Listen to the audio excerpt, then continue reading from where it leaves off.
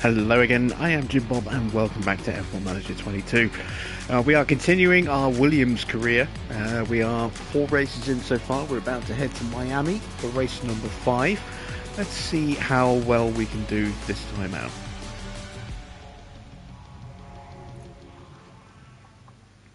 So we have our driver lineup of Théo Pourchaire and Alex Albon, both set and ready. We had a decent result last time out in Imola. We got as good as we could get. We were, what was it, 12th and 14th or 11th and 13th? Let's go back to circuits and just have a quick look, refresh my memory. Historic results, previous race results, here we go. 11th and 13th in the end. We couldn't make a chance to go for Gasly because the late safety car, which helped close the field up and allowed us to gain a few positions, unfortunately had Pierre Gasly behind us at the back of the queue. So we weren't able to try and close him down. He was effectively a lap ahead of us. But I'm hoping we can do okay here at Miami. It's going to be a tough race. It's got the potential for a one-stop for us. I still don't think we've got enough pace to even try and offer any of these guarantees. I'm gonna risk it though. I'm gonna try and guarantee one of us getting 15th position. You never know. We might get lucky there. We've got the qualifying streak bonus again. I'm not sure what's going on here with this. This seems to be very, very bugged, but it's working for us, and we are getting $1 million out of it. So, yeah, we'll see what happens. Do I want to try and do a streak, though? What's after Miami? It's Spain. Spain, I think we're going to struggle. So, I'm not going to offer a streak. I'm just going to take this on a race-by-race basis. But we'll see what we can do. Right, let's head into the Miami Grand Prix. How you doing, Mr. Water and Aztec Gaming? We're in the state of year-round summer. It's the Miami Grand Prix, and we're here in Florida at the Miami International Autodrome. The streets of Miami Gardens will come alive with the roar of racing, and the excitement is only just beginning. Spectacle is the name of the game here in Miami, with a stadium at the heart of this track. With long straights and S-bends, not unlike Suzuka's Sector 1, proper ERS management is sure to give drivers an edge towards victory. At this early stage in the season, there are still plenty of opportunities for things to change. In this sport, there simply are no guarantees. Let's get this underway.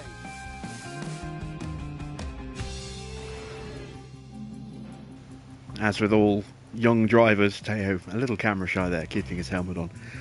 I really hope they do add in some head models for the younger drivers with an update at some point in the future, because a lot of drivers are going to get replaced with younger drivers fairly early on in most people's careers. So it'd be nice to get some new official helmets in, or some variation in helmet designs. So if you've got 2 young or 2 signed drivers that aren't originally Williams drivers, if we replace Albon and Latifi, we get 2 different helmets rather than just the same helmet twice. And as I say, drivers like Théo Pourchaire, Oscar Piastri, even someone like Yuri Vips or some of the other young drivers, Jack Doohan. These guys are all going to get into people's games files relatively quickly, so it would be great for them to actually have head models, because you're missing out on podium celebrations, you're missing out on some of the cutscenes. It would be nice to have updated models for these guys. Right, we're going to use the same Williams setups I used last time I was racing at Miami with Williams. I don't know how well they're going to do. As we've seen in the previous 4 races, sometimes it's a bit hit or miss. Sometimes we get a good leg up on our setup. Other times we have to do a fair bit of tweaking. Let's see what it's like here.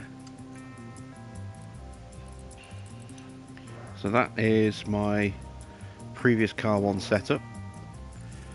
I'm going to go with a 36 lap run on the hard tyres.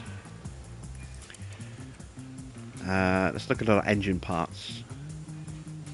Hey, we need to change this out because we swapped them at Imola, didn't we? So let's install our practice engine and our practice gearbox. Onto Albon's car. We'll do the same again. Hard tyres for a long run. Swap out the engine and gearbox.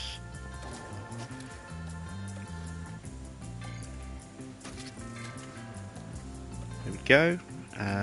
Into car setup. So slightly different setup on this one. So 7 front wing, 13.5 on the rear, 3.7 on the roll bar, minus 3.5 on the camber.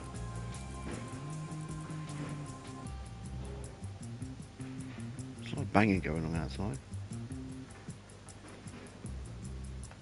Apologies if you can hear that.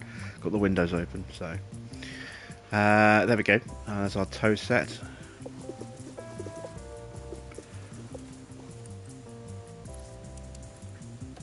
And there we go. That's our drivers ready. We'll go into practice 1.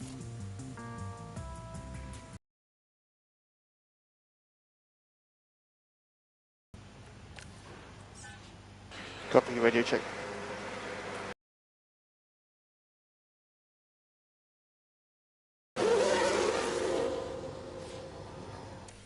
And there we go. Our drivers are off and running.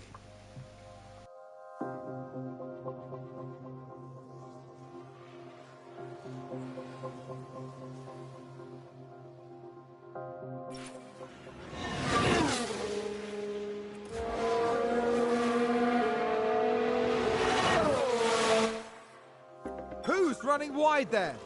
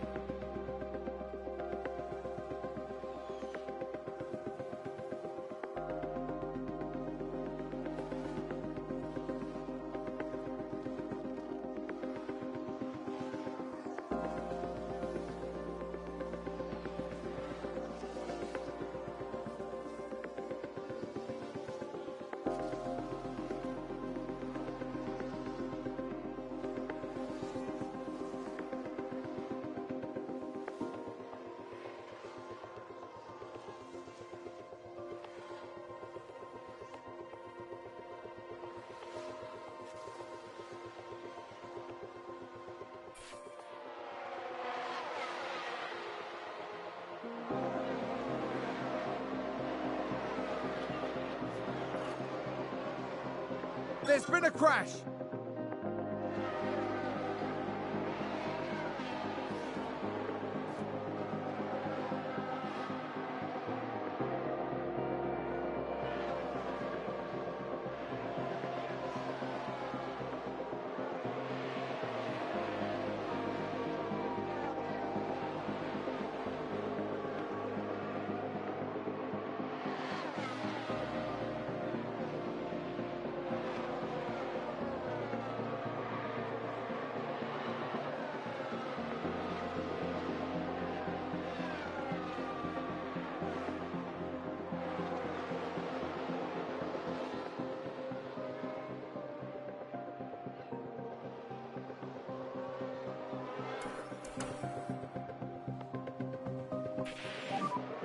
What was the balance, please?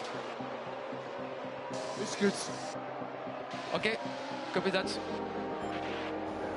Okay, so I just realised I was muted. I just sat and explained how to do driver feedback properly, and yeah, never mind, I'll do it all again. So, a lot of things I see people struggling with in this game is getting their track acclimatization up, at least when they first get started. Some of them figure it out quite quickly, some of them take a bit longer, but you can see the curve, how it ramps up once you're about 15 minutes into a run. The first 10-15 minutes, they're kind of feeling their way, they're not getting straight up to speed, so it's always a good idea to go for like a minimum of a 25-minute run on the circuit, maybe half an hour. A good method is to do a double run, so do one run that's about 26-27 minutes long, pull your drivers in, you'll get your feedback by then, you'll gain some decent track knowledge at the same time, because the second half of that run, they'll be on the big upward curve of their gaining track knowledge. And then you'll have about 4 or 5 minutes of time to turn the car around, and then send them out for another 25 to 30 minute run at the end of the session. So again, you'll get your feedback in before they finish their run, but you'll have half an hour on the track, and once they've done about 10-15 minutes, they'll start ramping up their track acclimatization again. So you'll end up on a two stint run. You should end up with track knowledge somewhere in the region of around 40%, which isn't too bad for a single session. You do the same in the second session, and then in the third session, you've only got to gain 15-20% track knowledge. So you can dial in the setups by pulling the drivers in as soon as you get that feedback. You don't have to worry about getting the track knowledge in as quickly, because you've still got a huge amount already. You should have around 80-85% by that point. The method I'm doing, I like to, because I've got predetermined setups, is to get my drivers just running a single long stint in the first session, because I should theoretically be relatively close with the setups. And then you can see Teo's is already optimal. We had a great setup for Alex when his dropped in. So we've already got a good head start on our sessions, because I'm using setups I've used before. We are going to have to make some changes to them, but hopefully they won't be too complicated. They won't take too many extra runs to dial in. So we can do a very long single run and get a big chunk of track knowledge in this first session. So we should be coming out of this session with at least 60%, I think, in track knowledge. And again, that just takes a bit of the pressure off for the other sessions. So if we need to tweak the setups a bit more than intended, we've got that sort of flexibility where we only need to accrue around 20% knowledge per session, as opposed to only getting 30% in the first session and having to then really work hard to get the knowledge in the second sessions while still trying to dial in a setup.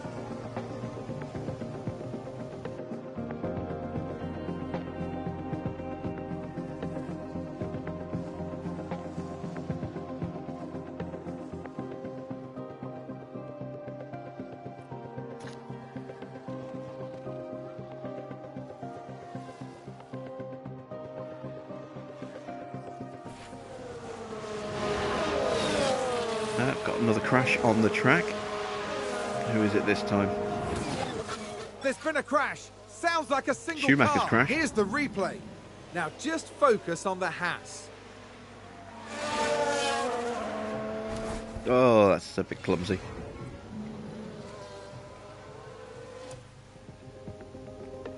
So I'm looking at the pace, and our drivers have been very, very close on pace. And this is probably the biggest gap I've seen for a while, actually. It's over a tenth between them. They're normally below 1/10 difference, although it is pretty close. They are both in clean air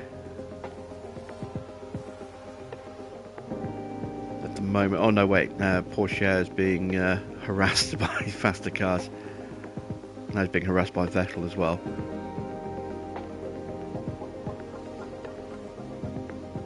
Right, Vettel's pitted. Let's see, can Porsche improve slightly? The tyres are wearing out as well, I'm guessing. Down to 50%. Fuel's almost burnt off, so they're about ready to come in.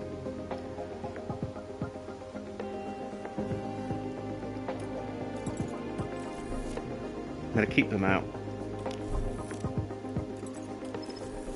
until they run out of fuel. Just get that extra little bit of track time.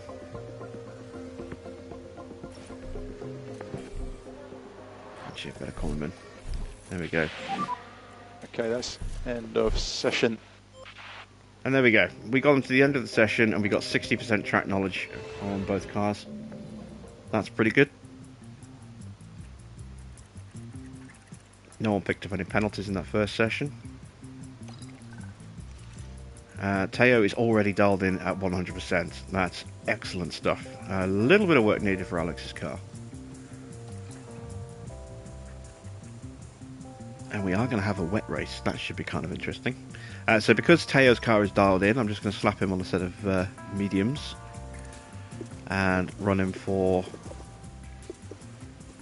about 38 laps. That'll give him enough fuel for the whole session. For Alex, we're going to stick him on mediums, but we're going to do shorter runs so we can make sure we can get this dialed in. The roll bar is wrong. Let's go that way with the roll bar. That gives us minor tweaks to our cornering, braking and oversteer, so that potentially, that one little change, that could get the car perfect. So we'll go with a 19 lap run. The pace between the two drivers is going to be substantially different this time out because they're running wildly different fuel loads. Radio check. You hear me okay? Oh, I should have sent Alex out first. That's okay, we can fix that.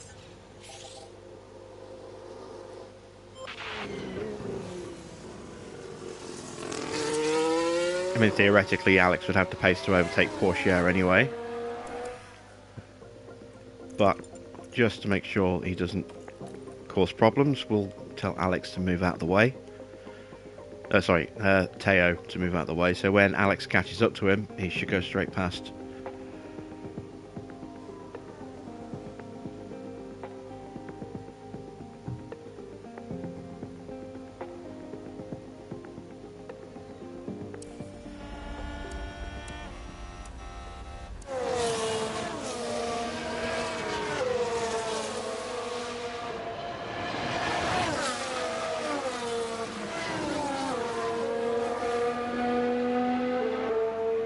See, Albon's definitely catching Porsche.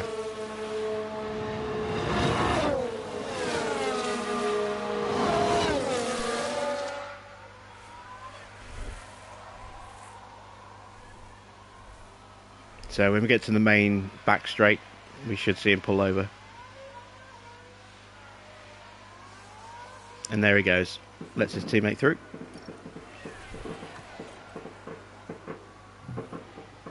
And we've got fireworks going off outside.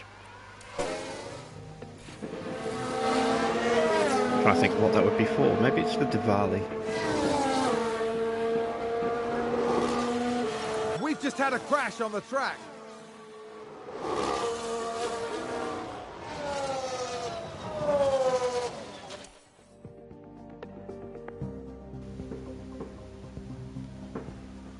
Yeah, so you might hear some popping and banging in the background. That's the fireworks.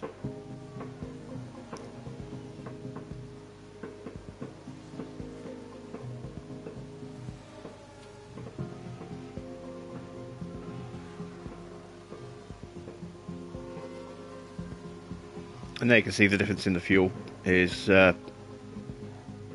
creating about a second difference in pace. 9 tenths, 8 tenths.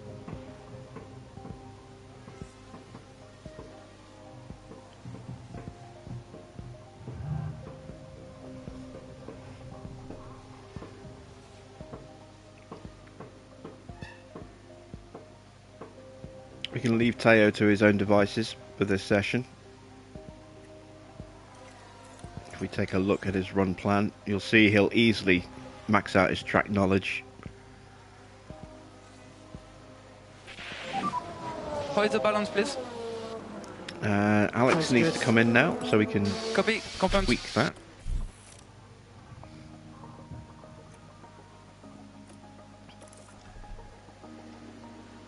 Okay, so we improved the roll bar, but we didn't improve everything else enough.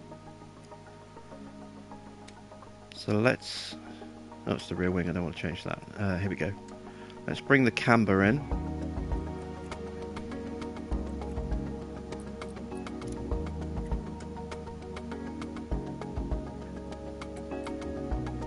Let's try that. See if that works. That'll make minor changes to traction and also to cornering, braking and the oversteer value as well. We'll keep the same tyres on, put the same fuel back in the car. So we just send him straight back out. It's not bonfire night yet. Yeah, like I said, I think it's for Diwali or Diwali. I'm not sure how you pronounce that. which is, if memory serves, the Indian Festival of Lights. I think that's what Diwali is. It's around this time of year.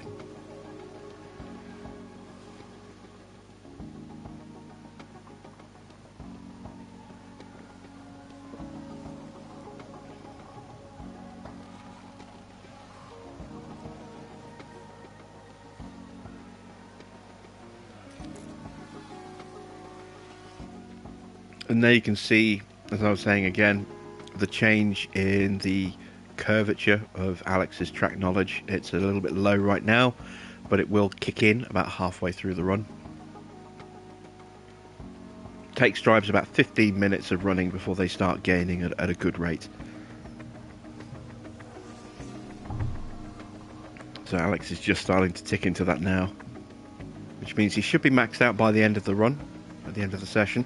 I am going to call Teo in, because I want to make sure he gets the XP bonus for running in, half of all the sessions. So we'll leave him in the garage for now, and then we'll just send him out just for a little bit of mileage in the next session, just to get the bonus. I mean, we could leave him in and save a little bit of running on the car, but... What was the balance, please? Oh, it's still not there. Yeah, copy that. Alright, let's call him in. We've still got one more session to play about with. Okay, so we have gone the wrong way with the braking, which is what I thought might be the case. I can't get it that way unless I change the front wing. Let's try changing the front wing a little bit. Let's try and go there and then pull that to that side. Alright, let's give that a go.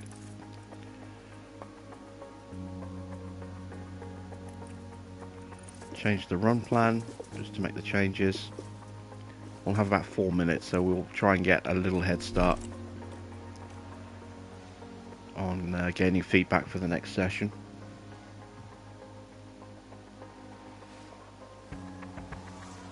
Only needs 9% on track knowledge now because we did so much in the first session, so we haven't got to worry about sending him out on a really long run next session.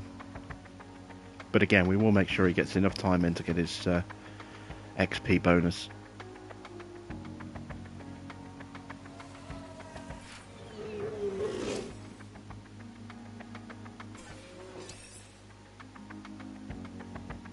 And we got one bit of feedback already. That's good.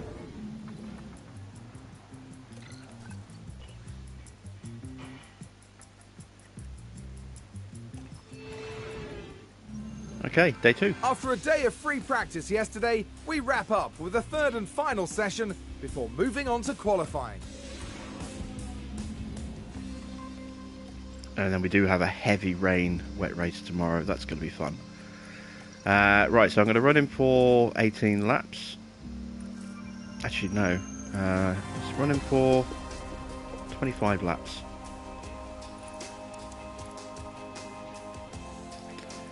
This setup is already started. We'll run this guy for 18 laps.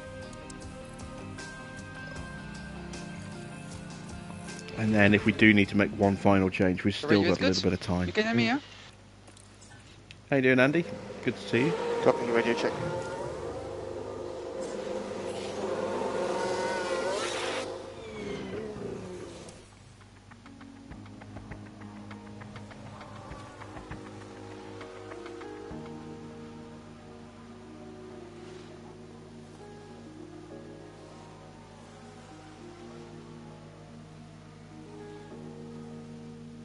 I know there was supposed to be a new construction sim video today. That is going to go live tomorrow at midday. I had some problems getting it uploaded earlier, so it took a lot longer to get it up than I was hoping, and I'm letting it process in the background so that it doesn't look like it was filmed on a potato as soon as it goes live. I am doing all my recording in 4K, so they are big files. you know, and back when I was doing farming sim,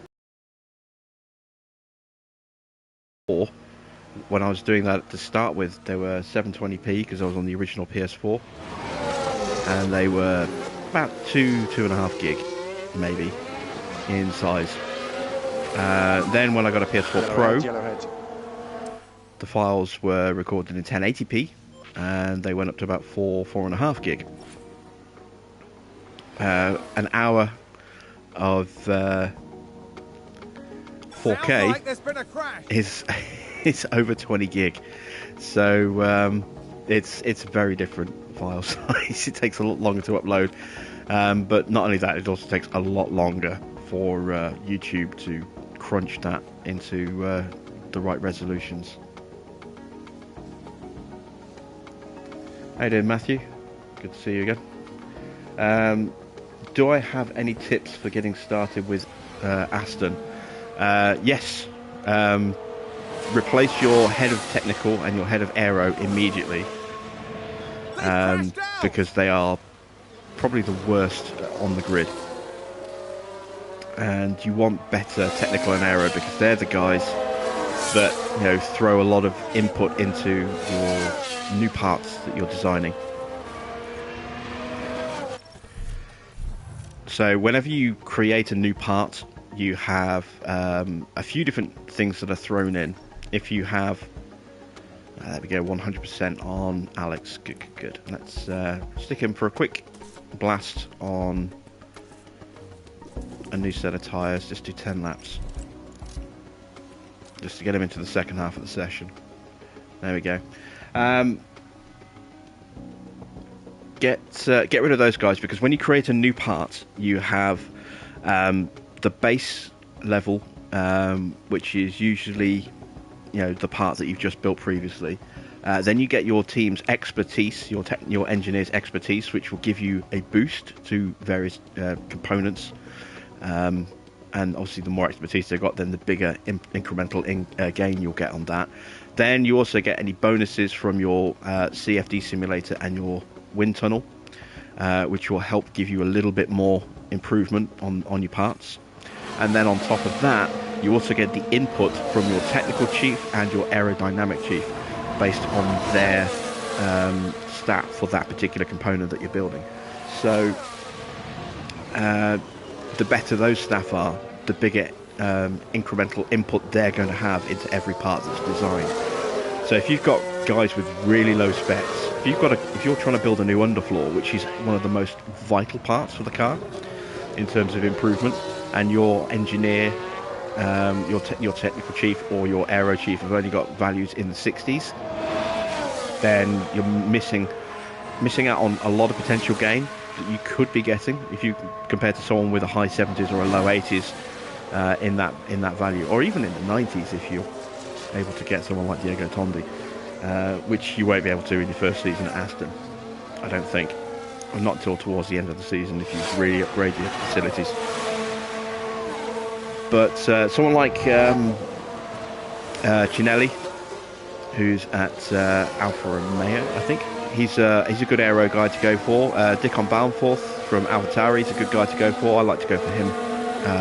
In terms of technical chief, you could look at trying to get Simone Resta from Haas. He's very good. Trying to think who would actually accept a contract. You've got the guy from Alpine, whose name I can't remember. He might be interested in signing for you. But yeah, you want to replace those two.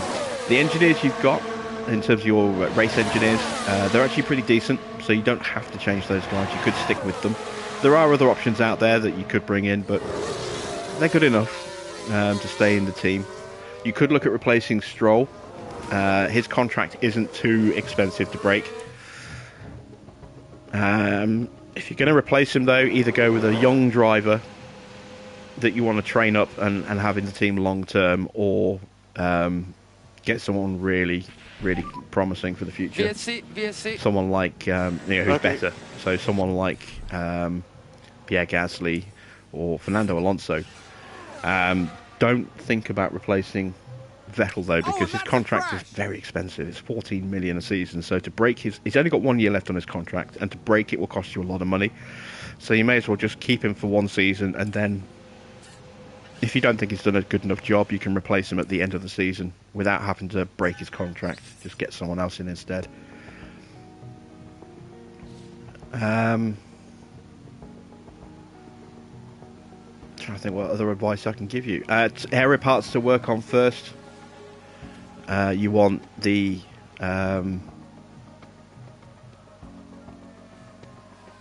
underfloor, the front wing, and the rear wing. They're the 3 parts that you want to work on first, because they're the ones that are going to give you the most performance boost to your car. In terms of a reserve driver, you could go for a reserve driver replacement in your first season, but if you're spending a lot of money getting in a good second driver, don't necessarily do that with your reserve driver as well, because again, Hulkenberg's only got 1 year left in his contract, but it'll cost you over 4 million to break that contract, and that's money that you could put into a facility upgrade, like improving your race simulator, or improving your team hub.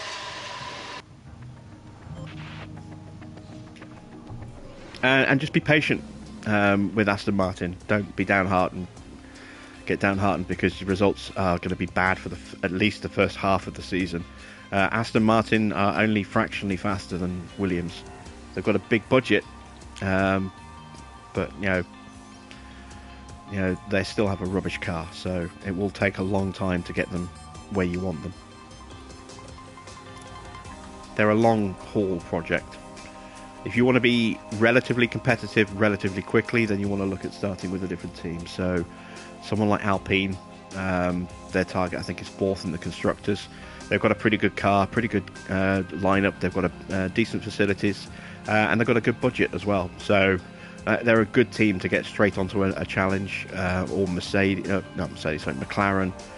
Not a great car, but good budget, good driver lineup. Scope to improve relatively easily in the first season.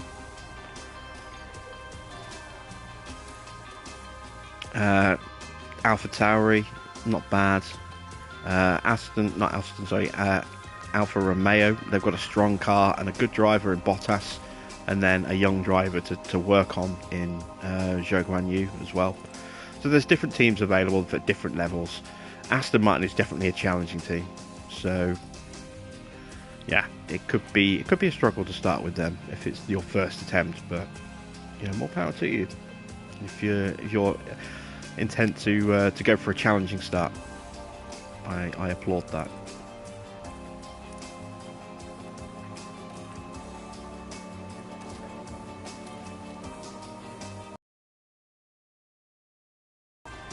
Nope, not on the gearbox. So gearbox, I've already done this car, haven't I? It's the other car I need to do.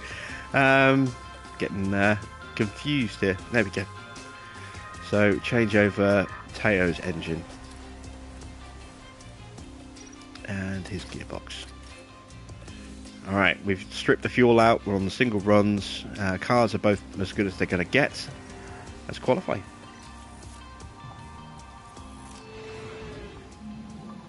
Radio check, can you hear me?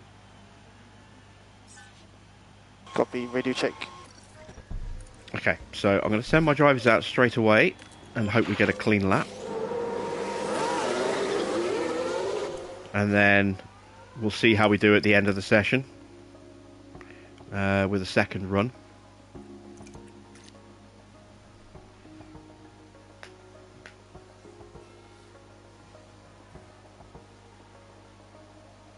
Alright, we're going to get a clean lap.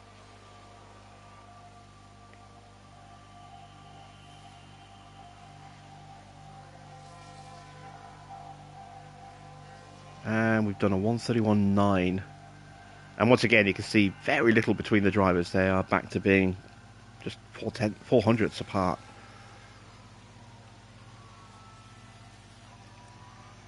We are nearly 2 seconds off the pace, though. Well, we will be 2 seconds off the pace once the Ferraris go out, I think.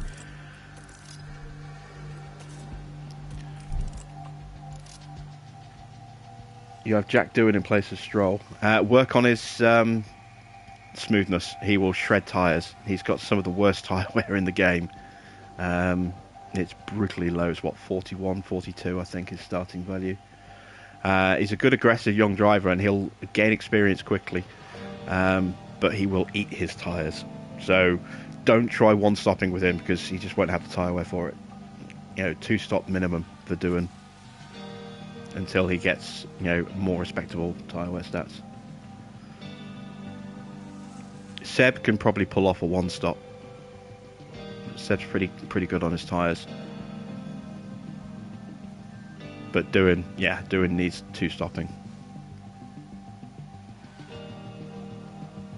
If you have gone for a young driver like Doing, then one of the things you want to do is get your race simulator upgraded as quick as you can, as often as you can. Try and get it maxed out nice and quickly, because that is what's going to give you the XP points to upgrade Doing quickly.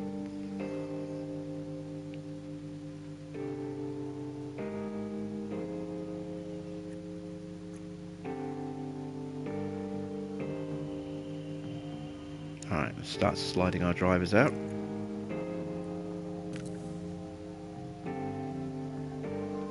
Bringing up the rear of the queue. Again, looking at where we are on the leaderboard, we're not going to have the pace to get out of Q1, which is what I expected. But we'll see how we do. You got Vettel into 12th in your first race. Good job.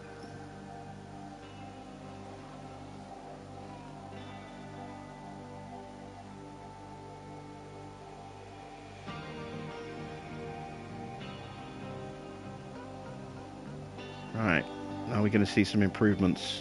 Can we at least get above Vettel, who is 0.2 faster than us? That's a little alarming. No improvement for Porsche at all, which is a bit annoying.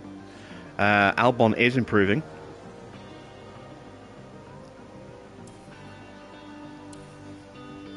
Is it enough to get above Vettel? Vettel has finished.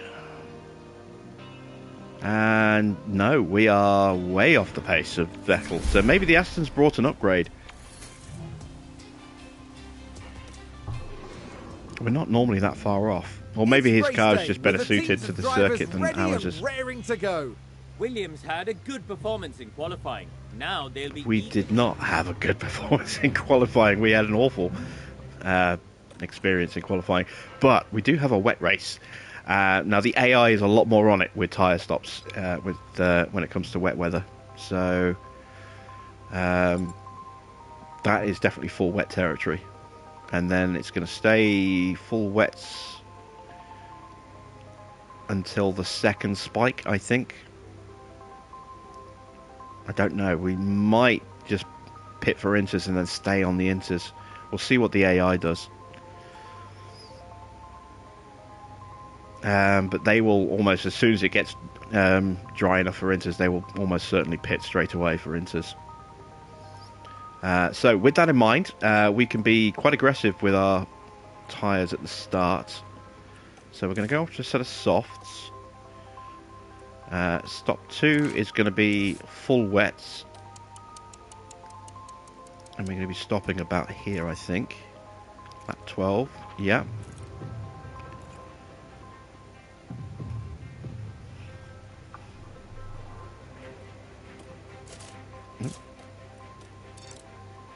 I do have the margin to go aggressive if I need to. And then this is where it gets a bit tricky. I don't know whether or not I need to pit for inters straight away. So looking at the track, lap 25 is looking like the potential crossover point for inters. About here. But there's the possibility that here it could go back up to full wet territory, so we'll kind of play it by ear. We'll schedule a pit stop to inters about there and see what the weather's doing. And don't forget as well, we are on a not a great weather centre. I don't think it's upgraded past stage 1, so it's going to be a bit meh as to how accurate this forecast could be. And then we're going to switch onto a set of mediums and run mediums to the end, I think. Oh, I don't know, actually. It's actually slightly quicker to go with hards because they're going to last longer. And we'll have margin to push as well. So we'll go on to hards at the end. So that's our strategy. It's a mess compared to the other ones, but it's taking the weather into account, and the default ones very rarely, if ever, do. In fact, I don't know if I've ever seen a strategy in the guide that has wet weather tyres in it. Thinking about it. So let's do the same with Albon. So we'll start on softs, and then lap 12, I think it was, wasn't it? Yeah, lap 12. And then we want to go on to full wets, and then we want to go on to inters on or around lap 25, and then we want to set a hards somewhere in the region of lap 35. And then we'll make the adjustments as and where we need to. We can really push the wet weather tyres by the look of it, because they're going to be short runs. And in terms of fuel, I'm going to save a lap of fuel, because with the wet weather we're not going to be running as fast, so we'll gain a little bit of fuel, and we're going to get lapped, so we'll take a lap of fuel out. Driver options, I'm going to leave as they are. I'm not going to push the battery straight away. Not going to push the tyres straight away. We'll get the first lap out of the way and then reassess, see where we are. So let's go to race day at Miami. We have beautiful blue skies overhead as the drivers line up on the grid. Here we have Alexander Albon. They're in the back half of the pack, so they'll need to work hard if they want a podium finish. And looking at the second Williams car. Slower than most yesterday, so today they'll be starting from the bottom half of the grid. The race start is mere seconds away. And this is it. So I noticed the Ferraris are on mediums. I think most of the field's on mediums. This could work in our favour here. And it's lights out, and away we go. We're the only ones on soft tyres. Okay, so yeah, we can gain a couple of positions off the start here. With that said, I'm going to throw my drivers into overtake. To use the overtake. Safety cars are inevitable. Yeah, either VSC or full safety car. We're probably going to see at least one of each, I would imagine. Copy. Especially with when the rain comes in, if anyone gets caught out.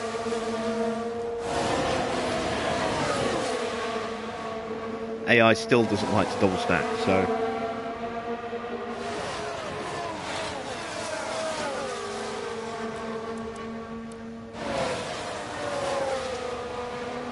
Given that we don't know just how inaccurate our weather forecasting is going to be, that's another reason why I'm not pushing the softs off the line.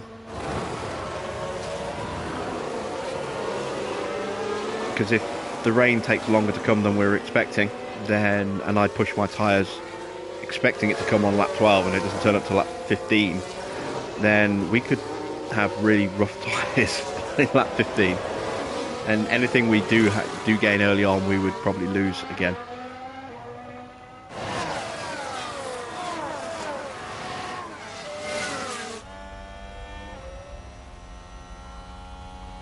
Hi Anthony.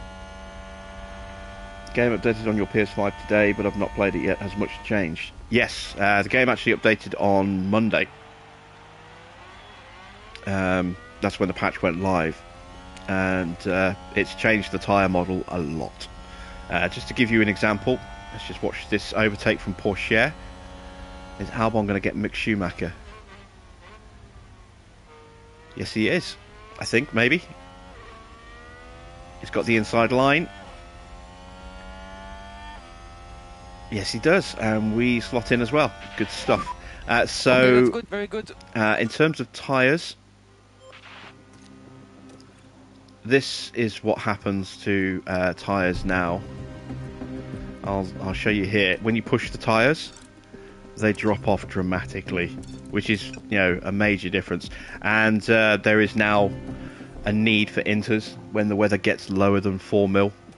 Whereas before you could run the inters up until, and you know, the track was bone dry on the full wets. You have to go onto the inters now.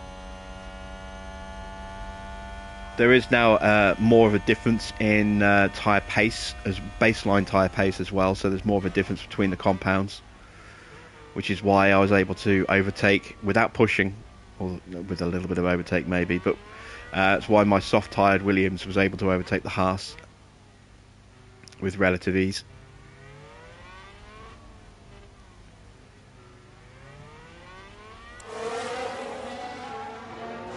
So there is definitely a bigger difference between the compounds, and you notice the drop off in pace as the tyre wears out more now as well. There's a big difference between fresh and used tyres. So if your tyres are at 50% and someone's behind you on fresh tyres, they're almost certainly going to get past you.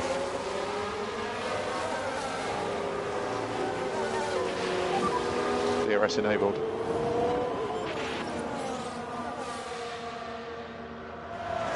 There have been a few other little tweaks as well, little bug fixes, some changes to the starting allocation for certain cars and teams and things. Some drivers have had their form updated to better match their real life, well, their stats or ratings changed to match their real life form.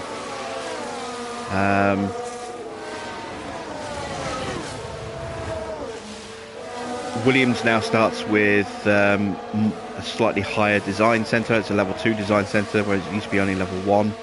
I'm not sure, I think Aston Martin used to have level 1, but they've got level 2 as well now.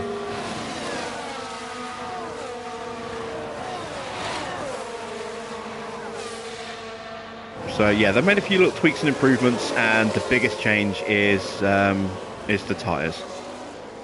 And the tyres was much needed. More changes will be on the way. I imagine they will still at some point come back and retweak the tyres again. I'm seeing some people complaining that they've gone too far with it. I think it's about right. It needs a little bit of minor tweaking, but not drastic changes.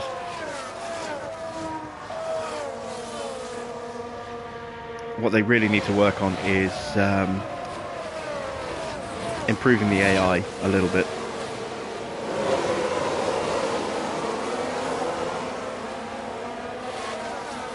They've also changed how easy it is to out-upgrade the car compared to the AI as well. So you don't gain quite as much from upgrades compared to the computer anymore. Which again is a good thing, because that made it too easy.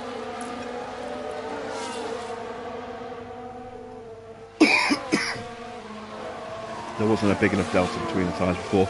Yeah, it's still not necessarily perfect. It's still going to need a little bit of work, but it's a big improvement. Right, I'm just going to leave this like this for a second. I'm going to mute the mic because I need to move it so I can go and get a drink. I shall be back in just a minute or so.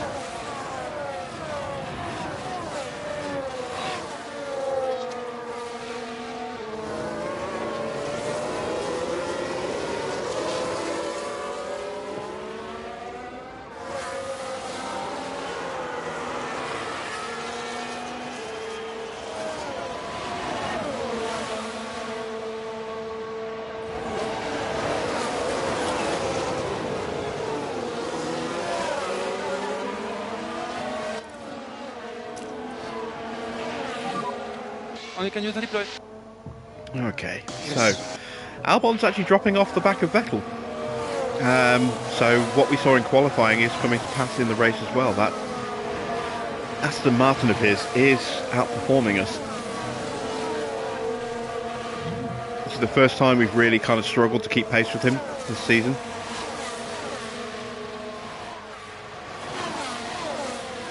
We've got a little bit of margin on tyres, so let's push the tyres a little bit. Let's go for a push. Make sure that we can get back into DRS for the second long straight. Let's get push air to push up to the back as well. Happy to increase and we'll put him pace. into harvest mode.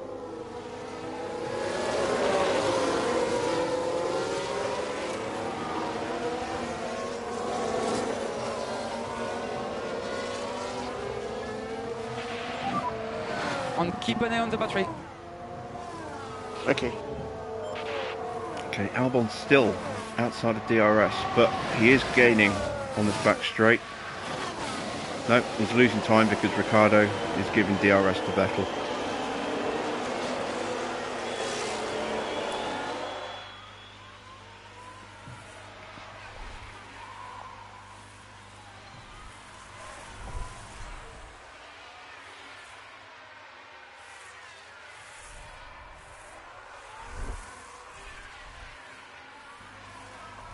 Yeah, we just don't have pace right now, which is surprising. We're on the soft tyres.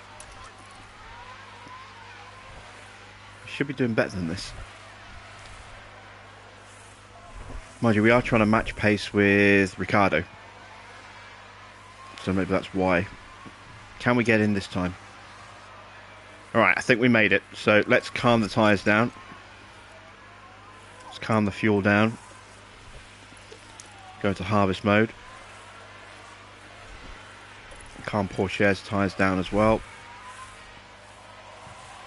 Oh, and already we've lost that gap again.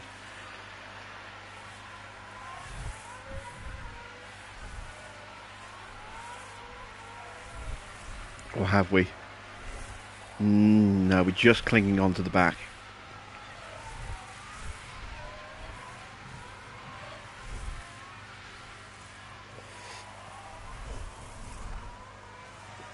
Schumacher trying a cheeky look there.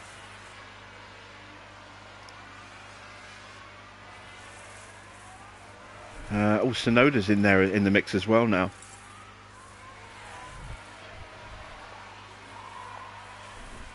Okay, so we're in a nice little train. We're able to comfortably keep pace now. I'm not too worried about fuel yet because that will gradually come Aston down. Martin with a great play there. They've moved We've up been a overtaken by place. Stroll. That's not good. But we are harvesting. Porsche is now fully charged, so we can try and get him back in front of Stroll.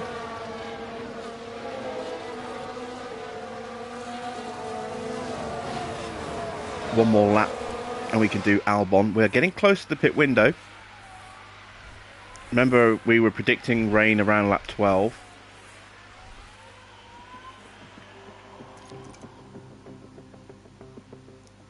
Heavy rain is 8 minutes away, according to our forecast. If we're lucky, the rain's going to come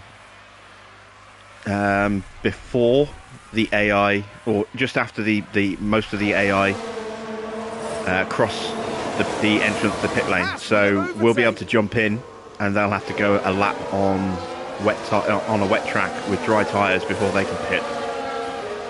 And if that happens, we can really capitalise, because we'll double stack. The AI will probably only send in one car at a time.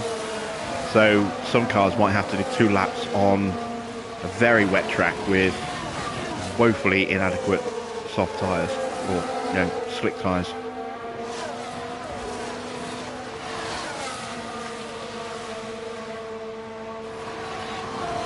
I'm a little disappointed about our pace though. I thought we'd be a little bit quicker than this. We have got a new chassis, I think, coming after this race. Or was it after Barcelona? I can't remember. Might be Barcelona that's coming. Further rain expected. And there's the wet weather warning. So now we just got to hope the rain comes at the right time for us, so that we can capitalise against the AI.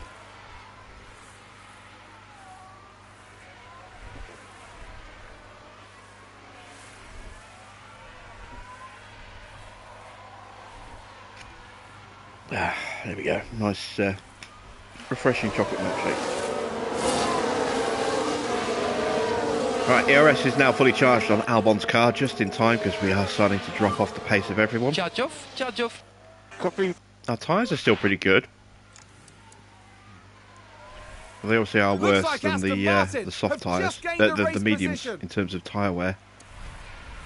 I think the biggest thing has been the fact that we've not been using our ERS on the straights, and there we go. Straight away you can see, without even pushing, we're able to get back past Stroll. And there's an overtake from Williams. So we should hopefully start to close back up on Mick a little bit. Might have to push a touch, we'll see.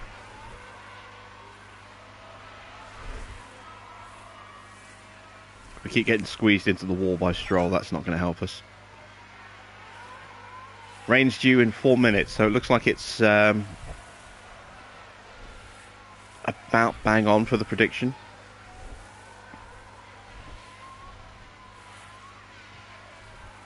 As soon as it comes, we're diving straight into the pits and putting both cars on wet tyres.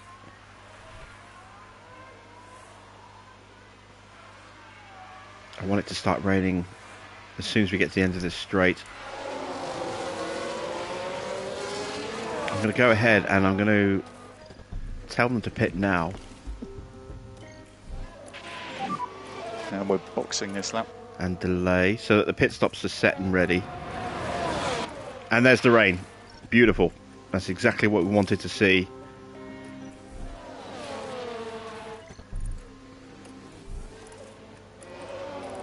Ah, no. Pause. Getting tripped over the controls again. There we go. Untick that. So we're going to get both guys in. Looks like most of the AI has gone through. Okay, we have rain now. Everyone's gone through, so it's just us. Perfect. We are going to really capitalise on this. Because this track's going to get very wet very quickly.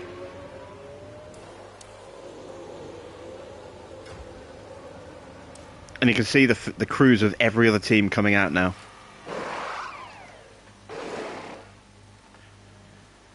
Track is now damp, so everyone else is going to start struggling.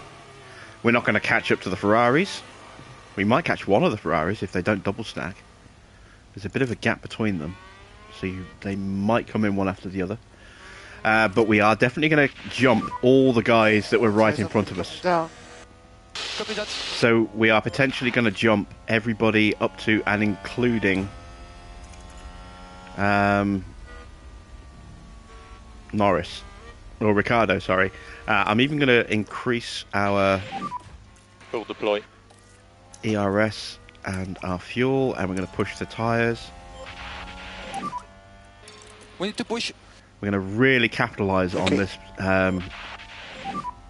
Okay, reduce lift and coast. condition bonus that we've got. So you should hopefully see the gap come right down. Okay, It's we down need to to 15 seconds. It'll get Yes. smaller and smaller and smaller. Leclerc's staying out, so Sainz must be pitting in. Yeah, oh wow, that's really going to hurt Leclerc. It's going to hurt him so bad. Having to do another lap. And Perez and Russell.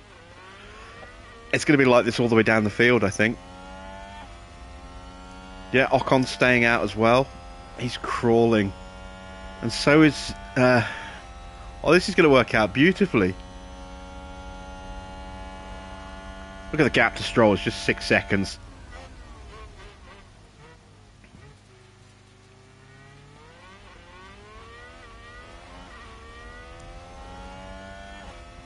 Stroll is pitting. There was a big enough gap between him and Vettel, or they decided just to double stack.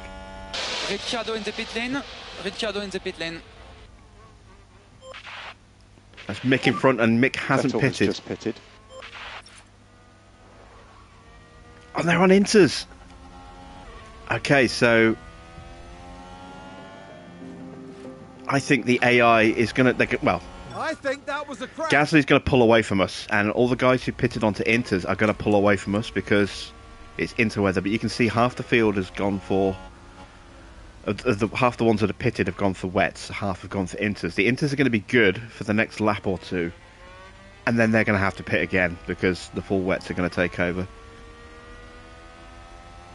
Come on, we need to get past. Nice work.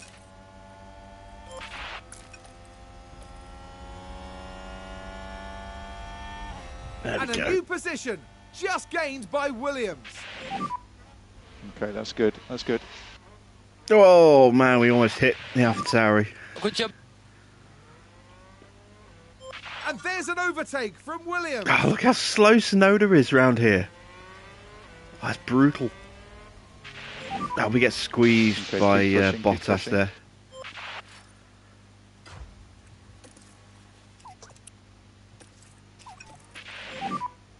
Let's just do lift and coasting. And there we go, you can see the rain ramping right up. Come on, pull aside. Just go left a little bit, and then you can just overtake the Okay, pair that's of them. good, very good. Go on, go left. Ah, you waited too long. Looks like a good move for Williams. Albon's up to 11th, and there's a load of cars pitting in front of him. Albon's going to be way up there. Oh man, we're getting caught because we're getting stuck behind these cars with rubbish tyres. Sainz and Leclerc are going to have to pit. Oh, Leclerc finally managed to pit. Dropped to third, and now he's going to have to pit again onto full wets. Oh, Ferrari have done a Ferrari and screwed up badly. So we're running 7th and 10th right now. That's incredible. We're not going to hold 7th and 10th, but you do see a big gap. We go back to the timings. You can see there's a big gap now between Zhou and Sonoda.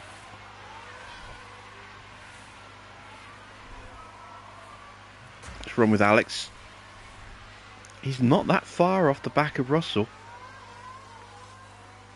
I don't think we've got the pace to hang with Russell, even in these conditions, but maybe. There's Sainz pitting in, so Leclerc's going to have to go round again on the wrong tyres. Again! Oh man, his race is over. Look, we're just overtaking him. We're running 5th. We just went absolutely flying. I've got to do that with Porsche. We're about to go flying past Leclerc again.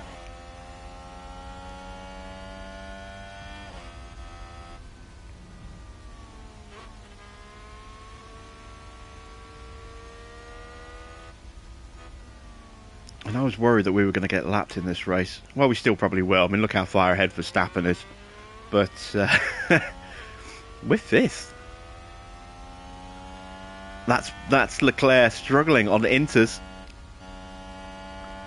And we just breeze straight past the Ferrari. Oh, this is turning into a glorious race.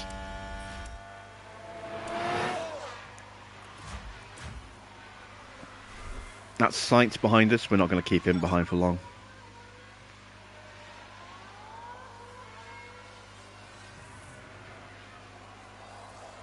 I am going to take advantage of this time to get these batteries fully recharged.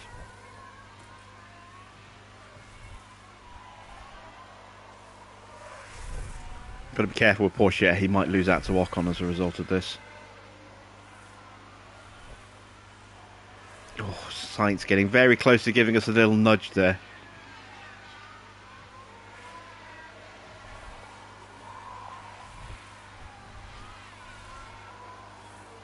Leclerc and Bottas both in the pits. Leclerc gone from leading this race to being screwed on tyres twice, and is now down in 17th place. 15th place. He managed to get out ahead of Gasly, but look how far back he is. Oh man, Ferrari doing a Ferrari. in the most spectacular way possible. Completely destroying Leclerc's race here. Even messing up Sainz's race a bit as well. And you can just see he squeezed us into the wall there. We lost a big chunk of time there. That's not good. Oh, and Ferrari just gained a place. Slightly dirty driving from Sainz there. And Porsche has been overtaken by Ocon. That was always going to happen. It was inevitable. As long as we can stay ahead of Vettel and Stroll, I'll count that as a win. I'm going to put him into neutral. See if we can stay with Porsche. Porsche can stay with Ocon. Might struggle a little bit. Right, now we need to see what's going to happen with the rain. Let's check our tyre wear. Tyre wear's fine. I'm going to push the tyres even more.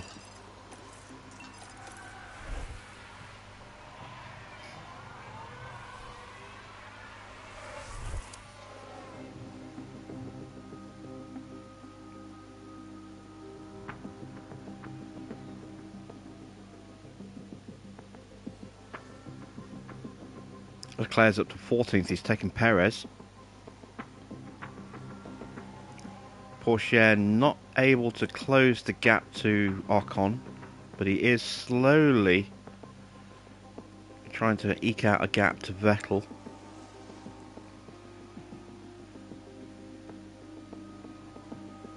You know, I'm going to take advantage of the fact that our fuel isn't too bad right now, and the fact that we're pushing the tyres to just burn the fuel a little bit as well.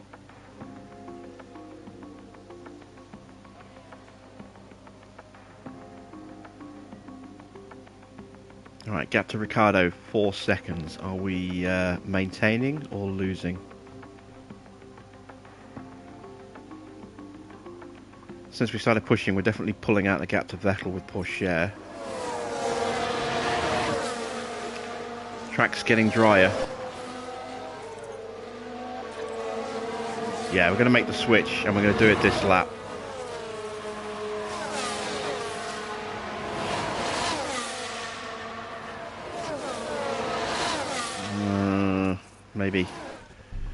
Maybe with Albon. I'm not sure on that one yet. Box. But with Porsche being a bit further down the road.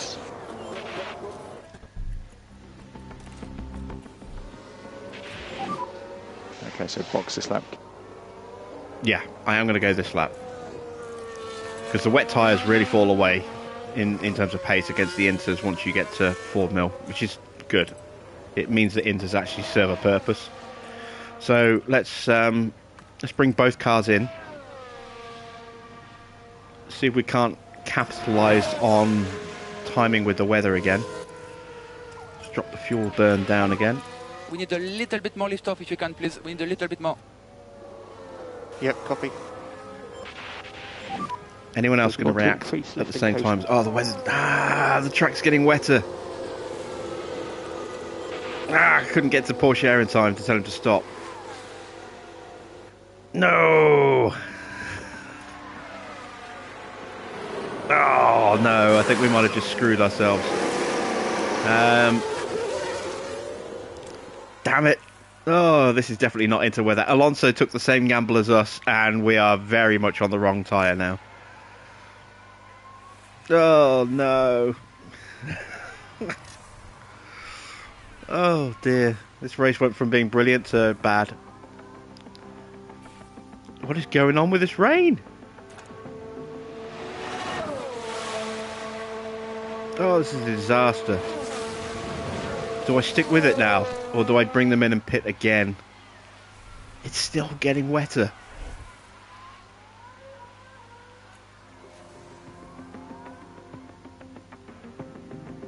I'm going to have to bring them back in, I think. Oh, we've just destroyed our chance of a good result in this race. Red Bull gained a place. Oh, what a disaster.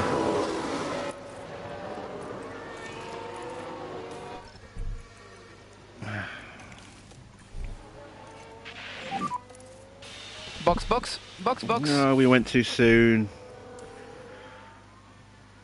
We couldn't pit either because we got overtaken by Perez. Ugh.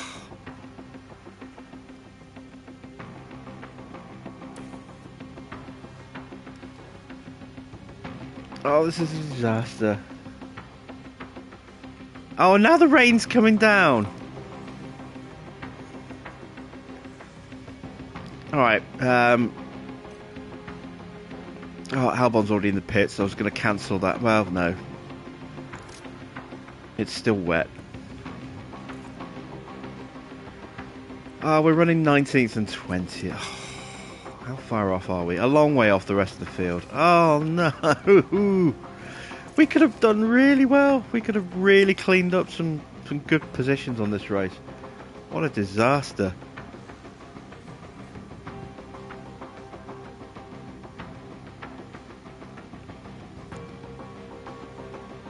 Alright, we're just going to have to be on it. That sounds like someone's gone wide there. Ocon's still on Inters. No further rain expected.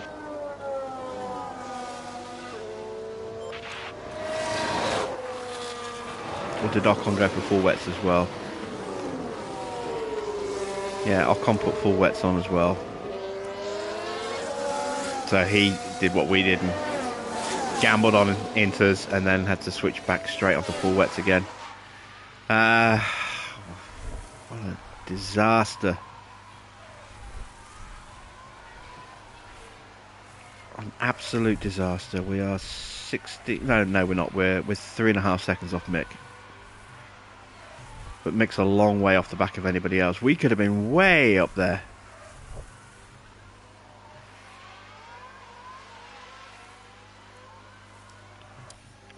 It's not going to be dry enough this lap, so next lap we're going to pit. And just hope that we can get a leg up on the computer, but I don't think we are.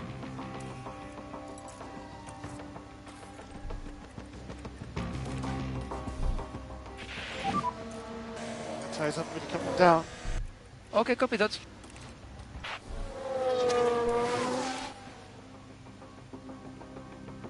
Can we at least make the transition ahead of the AI?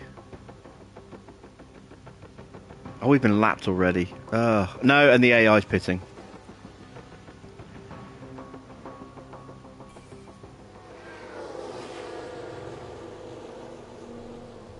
So we might gain a little bit of time on a couple of cars, but yeah.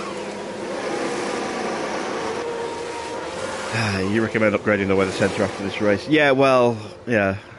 I think it's already being upgraded, I think, but you know, even then, you know,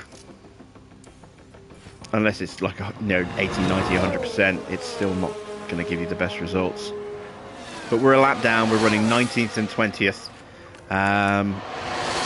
Sonoda, Ocon, Mick Schumacher, we can gain on those guys. Everyone else is already on Inters. Or everyone else we could compete with is already on Inters. There's Mick and Ocon in the pits. And Sonoda as well.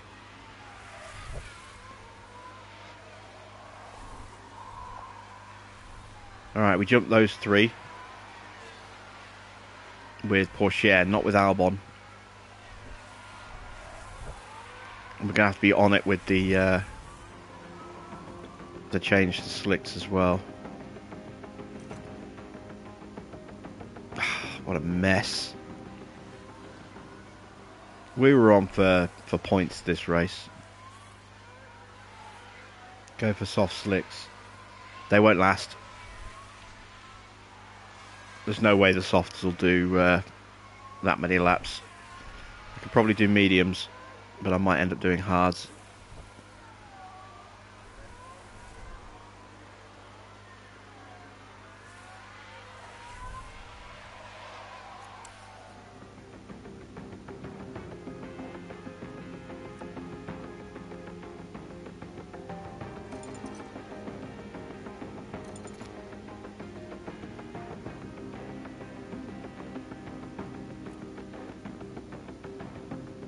I'm lapped, so a safety car won't help. Well, it depends when the safety car comes out. I I'm only a little bit behind Verstappen on track. So if Verstappen pits and then a safety car comes out, we're good. But, you know, the chances of that happening are pretty slim. And Hamilton is closing in on us. So, yeah, we're pretty screwed. If Verstappen overtakes the bunch of cars in front of us, we can at least try and do what we did at Imola if we get a safety car and capitalise by pouncing on them at the start, on the restart. But, yeah, it's not looking good. Slicks are almost ready.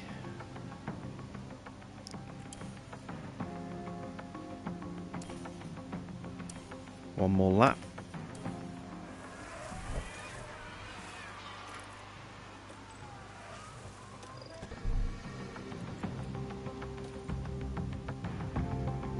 So, what compound do we go for?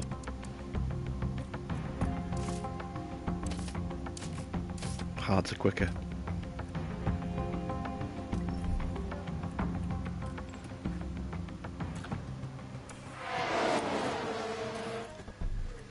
Plus, if there is a safety car, we won't have to pit. And it's box, box, box, box.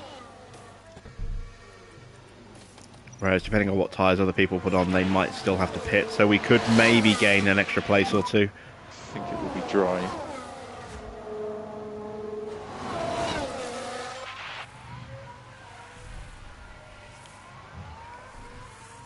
Trouble is, the cars that we want to try and close in on, they are ahead of us, so they're going to pit before we do. As they're not pitting. Only Magnussen's pitted. Okay, so they must be looking to bring in Mick first, who's here with us right now. Yeah, Mick's coming in. No, Magnussen's coming in right now.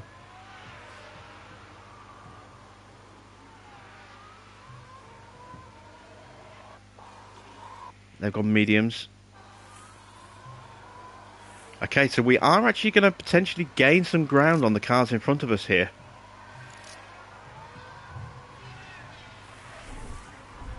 Could retire one of the cars to save parts and keep the others for sponsors. We'll keep going. I mean, Albon's got the better chance of doing well on track. Porsche needs the experience. If I pull him in early, he's not going to gain as much experience at the end of the race.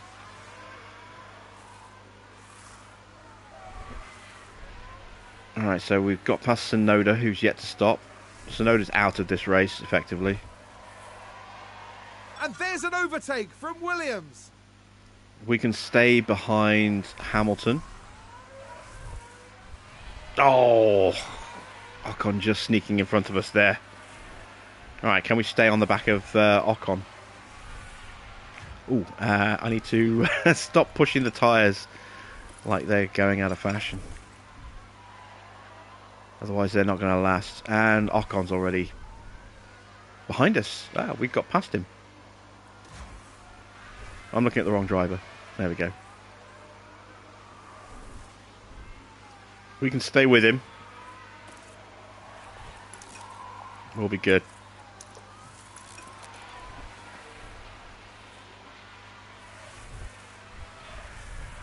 Alright, Porsche. How far up is Gasly? He's a little bit of a way. I don't know if the AI's tyres are going to make the distance. They might have to pit again. I mean, they can probably make the mediums last. Both our drivers are pretty smooth drivers, which helps.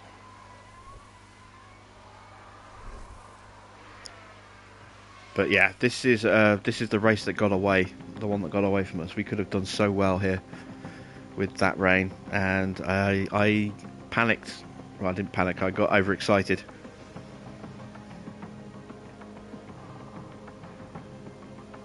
And came in too soon. I should have trusted my instincts. I thought it was a bit early, but I thought, no, it's coming down. This is going to be it. Maybe our weather centre's off, and it was off, but not the way I was thinking.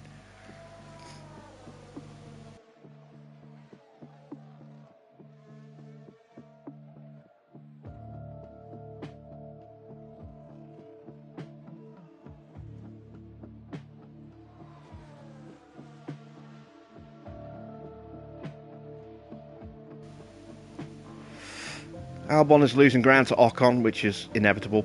Mick Schumacher is catching. He's now in DRS range. Looks like Albon's going to be fighting for 18th with Mick. Can Porsche hang on to 16th? Probably not. Is that a new race position for Haas? We are losing time to Gasly, as expected. But Verstappen has lapped a lot of cars. Now he's lapped everybody up to 11th, and he's closing in on the back of Vettel, who's 10th. Oh man, this is going to destroy us in our fight with Aston Martin. They can actually score points here.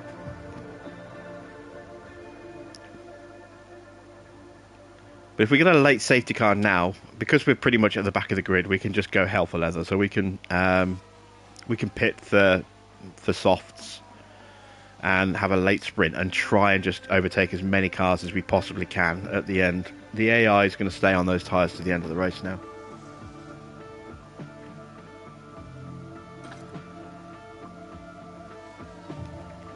We are kind of helpless in the situation we're in.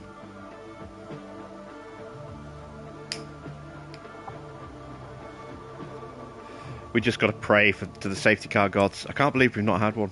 Not even a VSC. I don't even think we've had a yellow flag, have we? I don't think we've had a yellow flag. Oh, we had one yellow flag on lap 26. And one on lap 13. That's it. Okay. Porsche.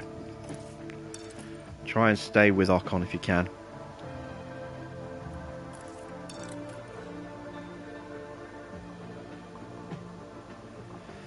Verstappen has now lapped everybody up to Vettel, who's fighting for 9th place. Really need that safety car now.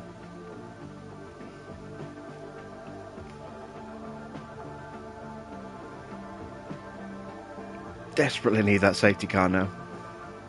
I've got fuel to spend as well, so let's burn that. Again, we are a lap down, so we've got reserves now. We can at least see if we can get 16th off Ocon.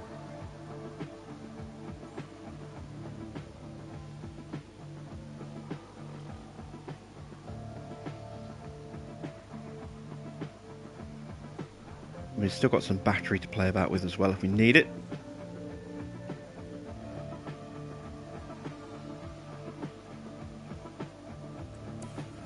Normally people go flying off in that twisty tight section, the Mickey Mouse section at the end of Sector 2. I can't believe nobody's put it in the wall once, or even locked up going into that section.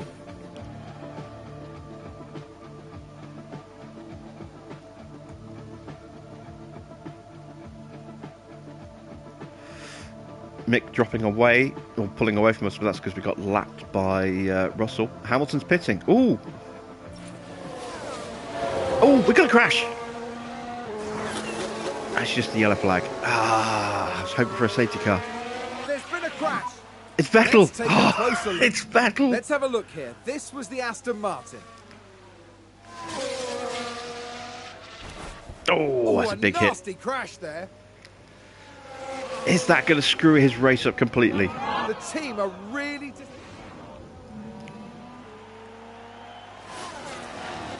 He's down in 14th right now. Oh, Stroll's in 11th. Ugh.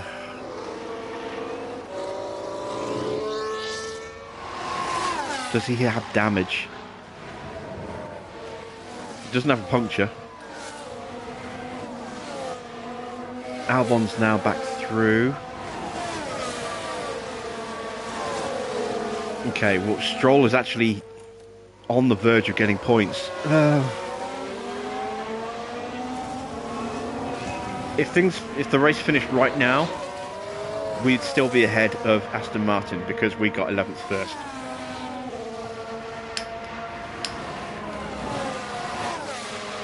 But if Stroll gets Zhou and gets a point, we go bottom of the constructors.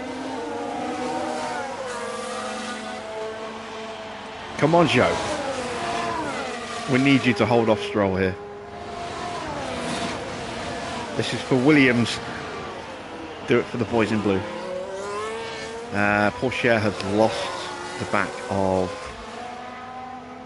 Ocon. That's because we got laps. Okay, so we're closing back up. Back into DRS range.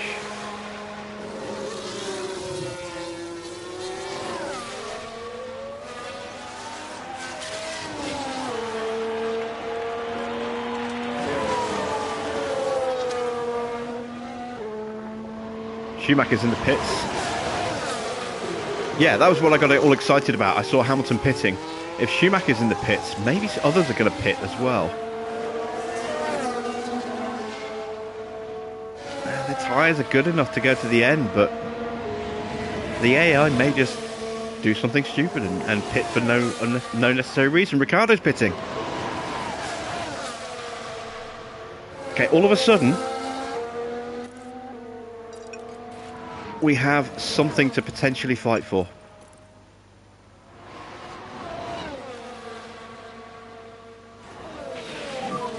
Need to drop the pace. Copy.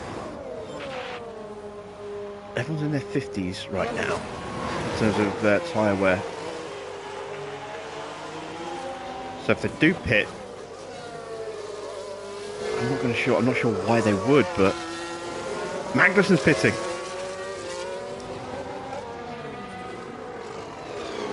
Drivers are starting to pit.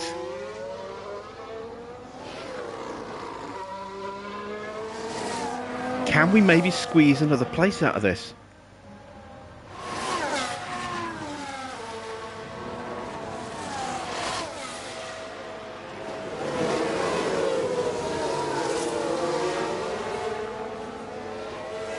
Ocon stays out. Magnussen's exiting the pits now, so he's a bit too far ahead. He's gone to softs anyway, so we wouldn't be able to hold him back, but let's see.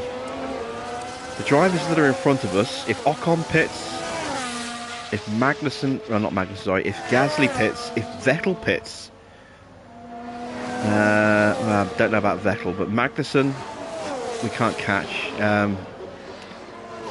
He is 10 seconds ahead of us. Gasly is 16 seconds ahead. And throw another 4 seconds. Yeah, 20 seconds. We could possibly jump Vettel here. If Vettel decides he wants to do a late pit stop. And with some drivers looking low, low 50s, we might see it happen. You never know.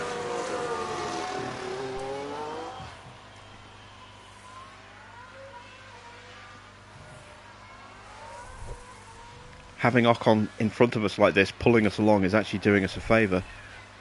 Because it means we're racing faster than we would normally. Vettel and Gasly have stayed out. Ocon has stayed out. I think this is probably it now.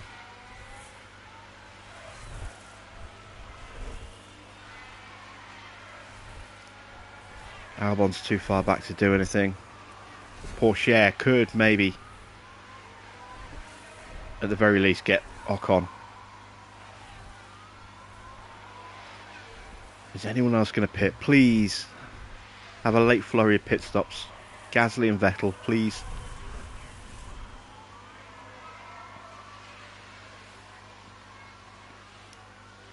Zhou has pulled away enough from Stroll that Stroll is no longer in his DRS, so that's good.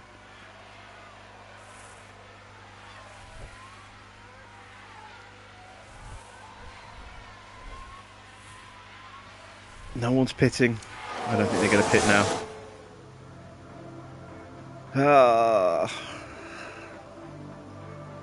What could have been? How you doing, Dirty Trucker? I'm heartbroken right now. I completely screwed up the strategy on this race. Stroll pits.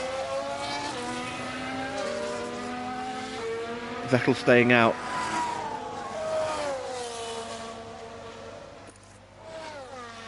Okay, we're going for it. We could do with a bit more pace now if you've got it.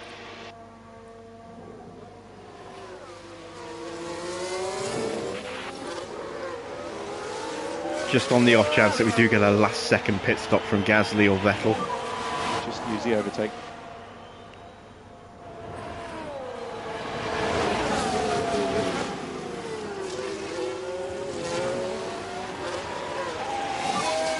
Good job, good job.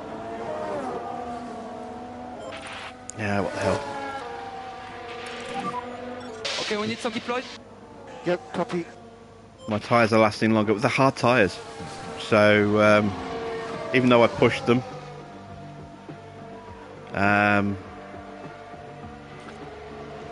they're hanging on well. This is why I went for the hard tyres rather than the mediums, because I had a feeling that I wouldn't really be able to make it with the mediums with any real pace. Norris is pitting.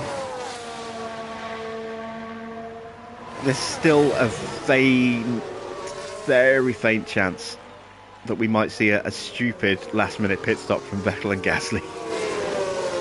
Norris and Joe are pitting.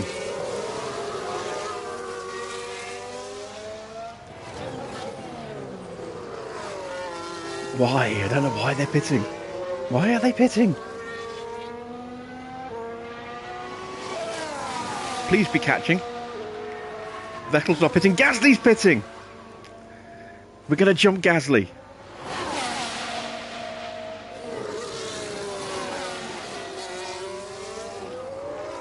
I hope. Oh, it's going to be close. It's going to be really close. The crowd are cheering us on. We're up to 15th. That's a sponsorship bonus. 3 laps remaining of the race. We don't have enough battery. Yes.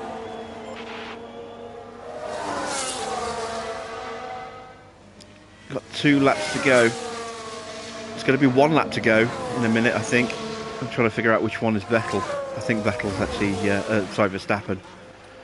Yeah, that's where he is. Okay, so we've got a lap and a half to go.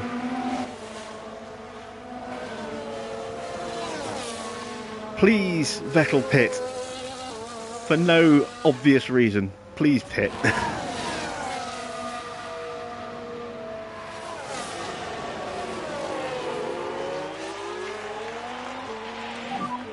Low fuel, so be mindful of that. Low fuel's fine. It's the last lap after this one.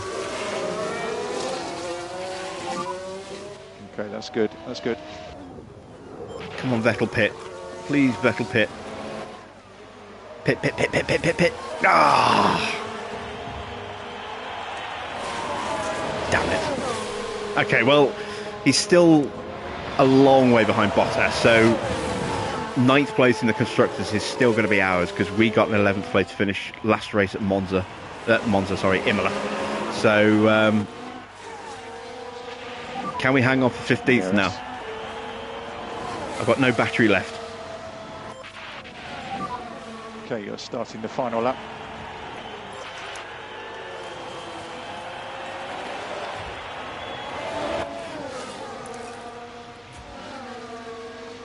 Come on, I can hold off Ocon.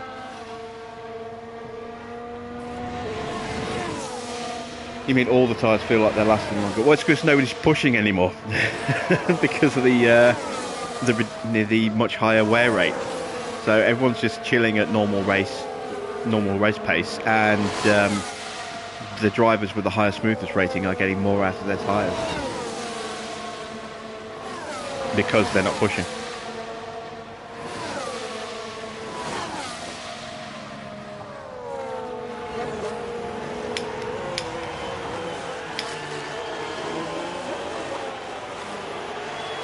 Alright, it's all down to this straight. Have we got enough?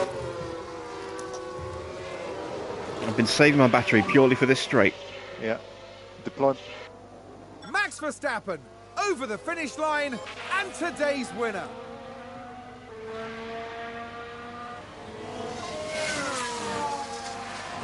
Can we hold him back? I think we can. Goes defensive. Come on, Teo, hold him back.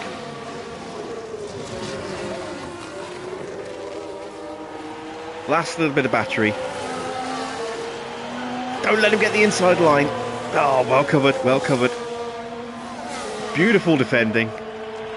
And that's 15th place. Oh, that feels like a win considering how badly we threw away the chance of points at this race. I mean, we were running 5th and 6th. Was it 5th or 6th? I think it was 5th when we pitted too soon. We gambled on the track drying up. We went for inters, and then the track immediately got very wet again, and it's just like, ugh. And that was it. Destroyed our race, but we salvaged 15th. That is a sponsorship guarantee that I made at the start of the race.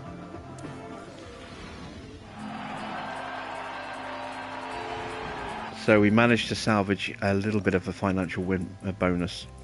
In the constructors, we are still ahead of Aston Martin because we got the 11th place finish first.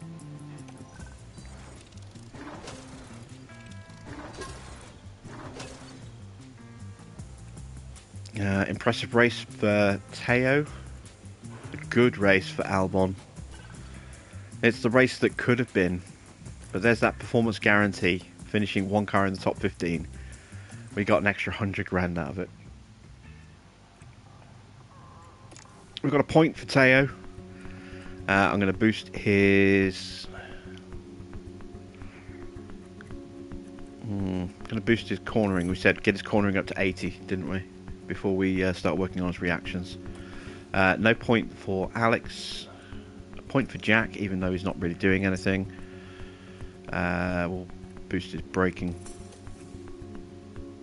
Even though we're not going to use Jack this season, we'll give him a chance of at least maybe getting a reserve drive somewhere next season by boosting him up a bit.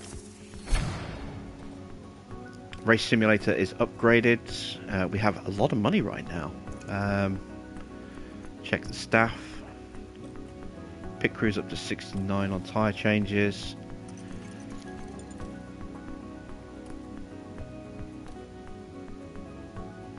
We met the board's expectations. We could have smashed the board's expectations if we hadn't got ahead of ourselves. Team Hub is ready in 4 days. I would like to do the design centre. I'm going to do the design centre. I mean, I probably should do the wind tunnel, but I want the ability to work on 3 projects so that we can do 2 research projects and still invest in an upgrade for the car as well throughout the season. That'll be the next big upgrade, will be the wind tunnel. We've got 1.7 mil left. That's not enough to upgrade the race simulator again. We need 4.9 on that. Okay. Operational facilities. We're not upgrading these until they drop in condition. Board's confidence is medium. They are happy with our race results all season, but not delighted yet.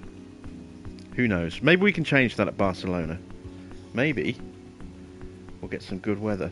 We are going to be flying blind from now on because I do not have any written down setups that I've used before past this point. So we're back to flying blind again with the setups. I do need to write some down, so I'll start jotting them down once we've, if I get 100% from these races onwards. Let's check our inbox. So the race simulator upgrade is done. We've got a team hub upgrade in 4 days. Designs are ready for Spain, so they'll be buildable for Monaco. And that'll be our underfloor and side pods. Got an important email. We are low stock on what?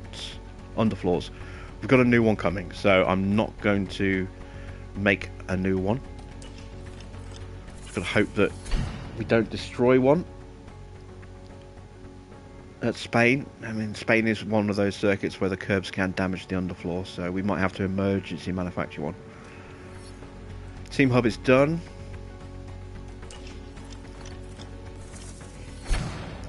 Side pods are ready. Let's take a look at how they affect the car.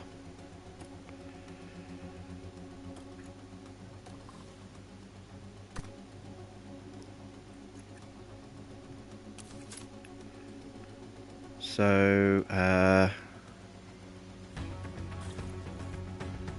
we are going to get a little bit of a boost. This is one of our small incremental upgrades. You know, the big upgrade is our underfloor, but this is one where we we did slot in just a little mini upgrade with no extra hours on it.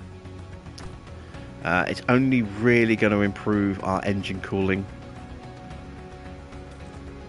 but it is going to give us those tiny little gains which will all add up, and with the new floor as well could potentially be quite useful. So let's go ahead and manufacture these. How long is it till... Let's check the calendar before we do this. How long is it until Monaco? It's 1 week. Okay, so we're going to need these pretty quick. We might have to rush these to get them for Monaco.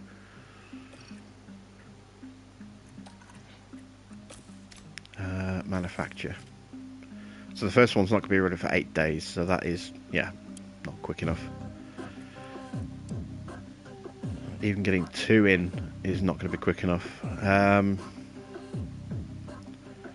Okay, so what we'll do then is we'll emergency 2 of them right now, and then we'll rush the other 2. So this way we'll have 1 car and a spare for this race, and then 2 cars and 1 spare for the next race. So, which car do I want to fit these to? They're both pretty even in pace. It makes sense to give it to Alex, but...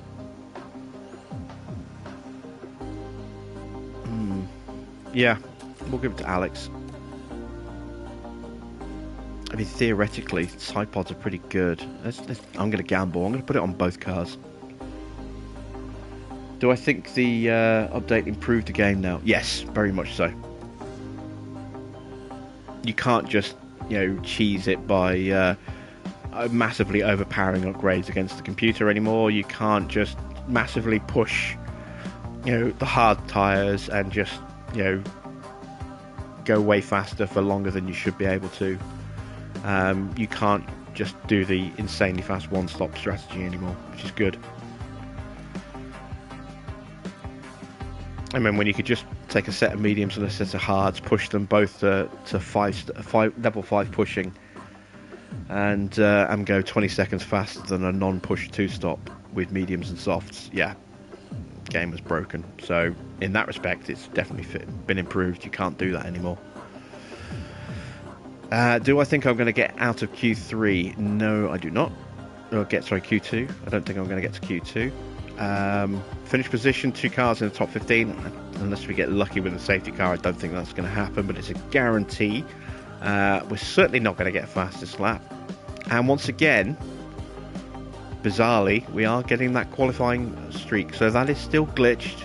Not quite sure why it's doing that, but looks like at the end of this race we are going to achieve that target and get another 1 million, which would be nice. Cars are set. Drivers, last check, see if they've had any experience in the last week. Nope. We have gained a new point though with Dickon. So what do we want to improve? Let me check actually. If we go back to that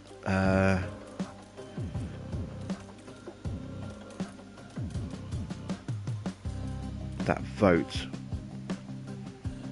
so we're looking at having big reduction on drag reduction, so we want to make sure that Dickon's drag reduction is improved as much as it can be. There we go. Engineers, no points for them.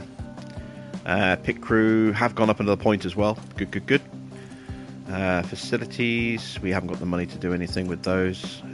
We are ready to go to Spain.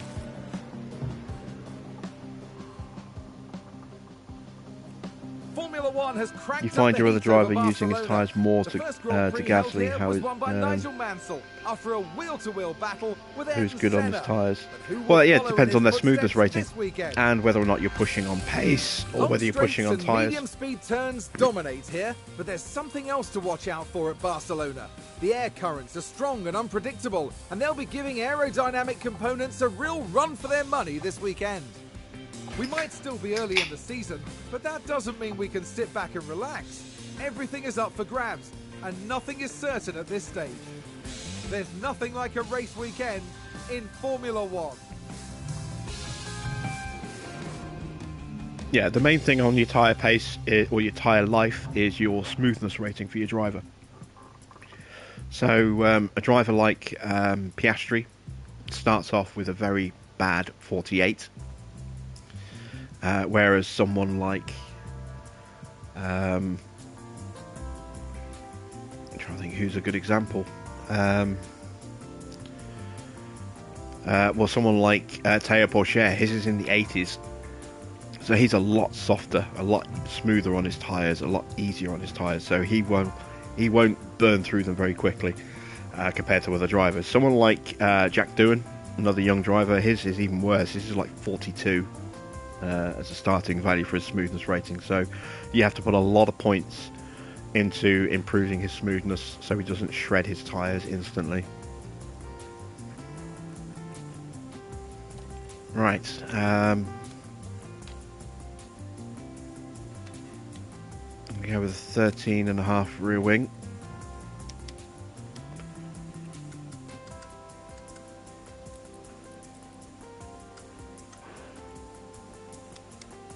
Go that way with the roll bar.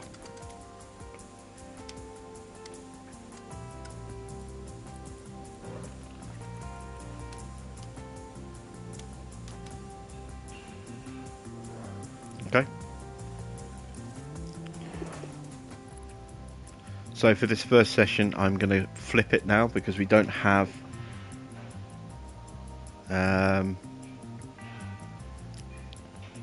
a plan to run to. We're kind of guessing on the setup, so we're going to go with a double soft run at the start, and then we'll look to finish this, the third session by doing a long run on the hards.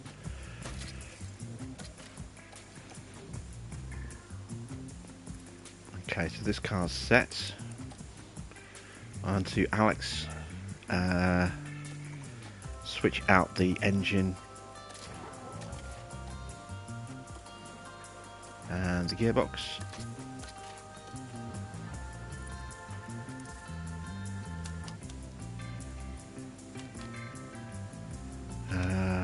Roll bar's going to go that way.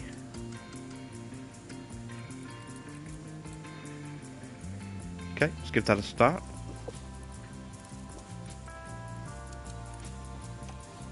I did swap all the parts out, didn't I? Yes, I did. Good. Into practice we go. Doohan's your second driver. Yeah, Doohan he's got a good raw pace, but he is brutal on tyres.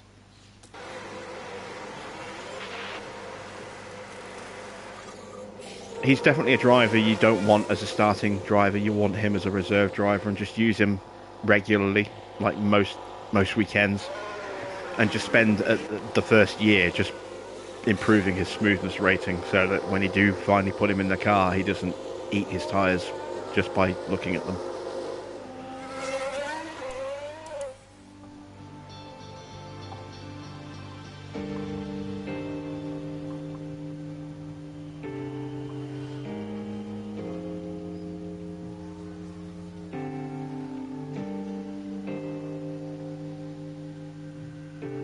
Right, I'm not expecting big things from our side pod upgrade.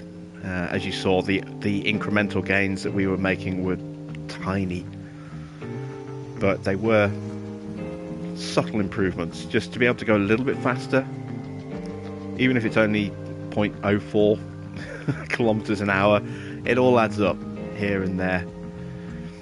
I could have gone straight into designing another upgrade, but we've got the underfloor, which will be ready tomorrow.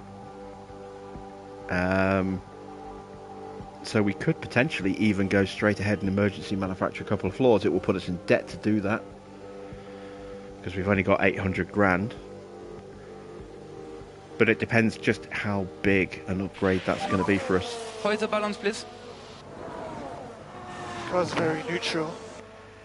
Copy. An okay start for Alex.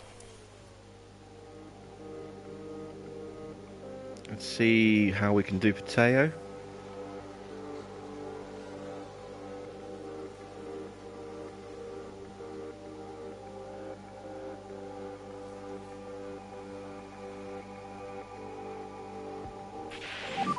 Oh, Okay. not good.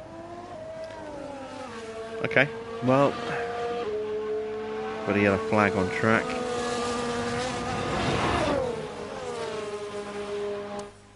I'm going to leave them out for another few minutes. I'm going to pull them in with about 33 minutes to go. Oh, there's a spin! Oh, they're coming anyway. They finished their runs. That's fine. Right, let's do some tweaking. The rear wing is bad. How bad? Probably very bad. I'm going to go with a 14.5 rear wing. Front wing, we can get to a 7.5.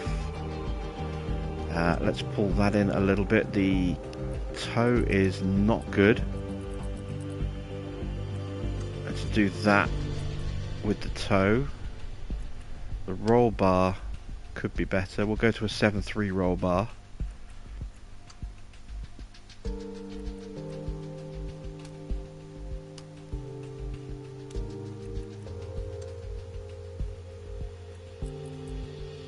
Yeah, let's try that.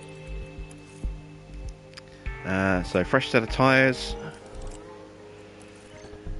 Teo's car. Let's go with a 14 rear wing. Bump the front wing up to 8. The roll bar is terrible. We're going to go massively the opposite direction with that. We're going to go to a... Actually, looking at that, let's go with a 4.6 roll bar. I need to pull that right in.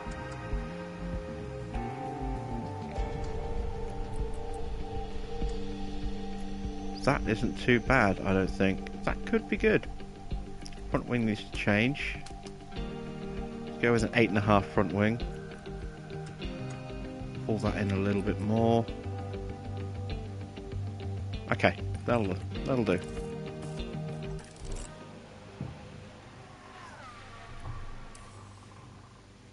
So we'll get these turned around as quick as we can.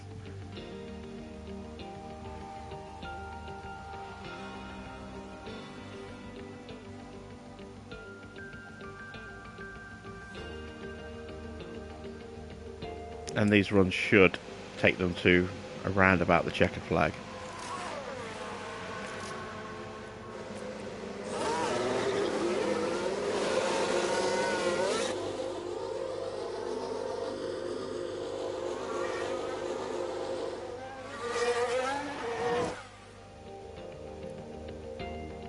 Just shy. About 4 minutes left in the session.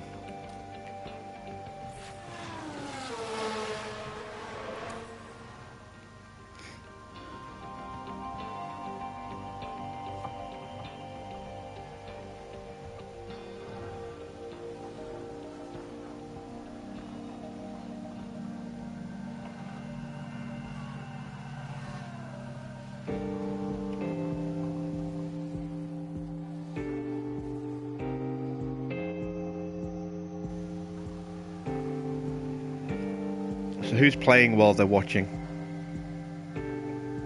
Because I do that. I watch other people playing this game on YouTube while I'm playing my own game as well.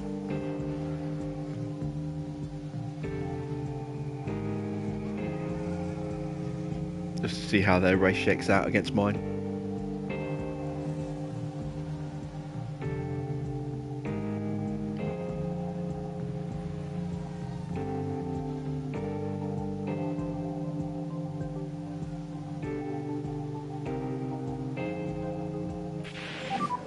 Okay, there we go. We've got the car from bad to... No, his was good. The guys from good to great. Yeah, loud and clear.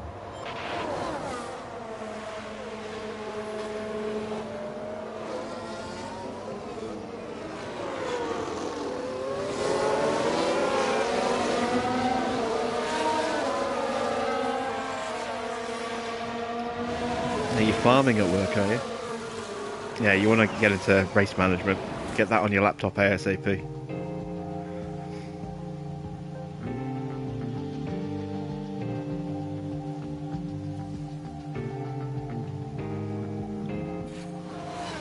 And we've improved from bad to good. So we're making progress with Porsche as well. Not quite the amount of progress I was hoping for, but Porsche's fun. On his in lap. Good, good.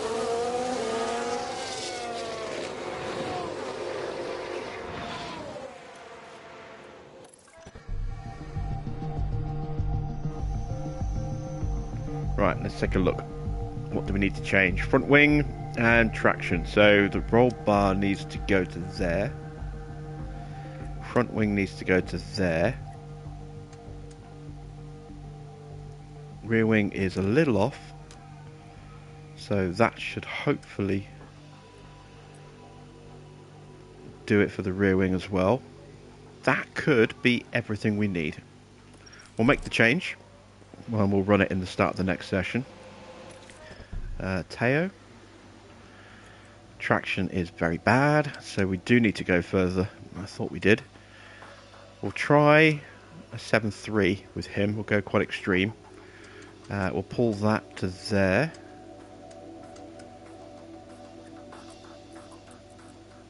Pull that in. Front wing is almost there. That front wing might be the wrong side. Let's assume that it is. Let's drop that to a 7.5. So now I need to just respec the camber and the toe again.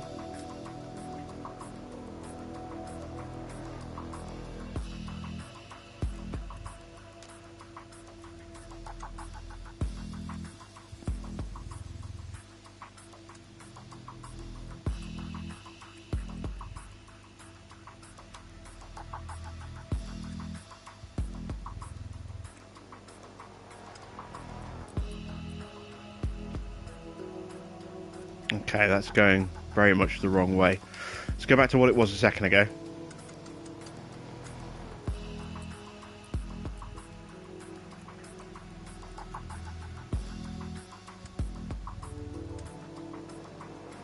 Yeah, the rear wing's optimal there. And those are about the changes I was looking for with the others. So, yeah, fingers crossed that's it for this car. Might need to tweak the front slightly.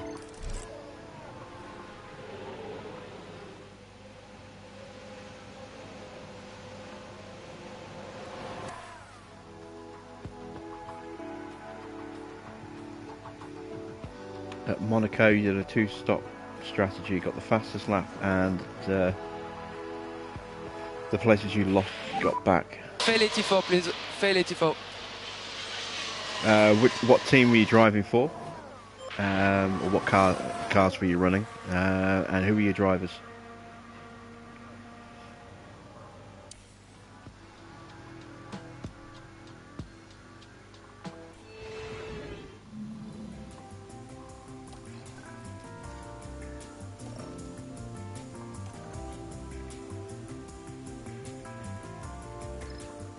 Okay, I'm pretty confident about our car setups for this session, so I'm going to go with the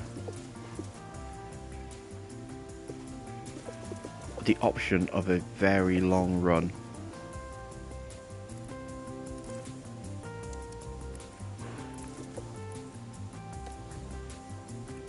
I can always pull them in halfway through.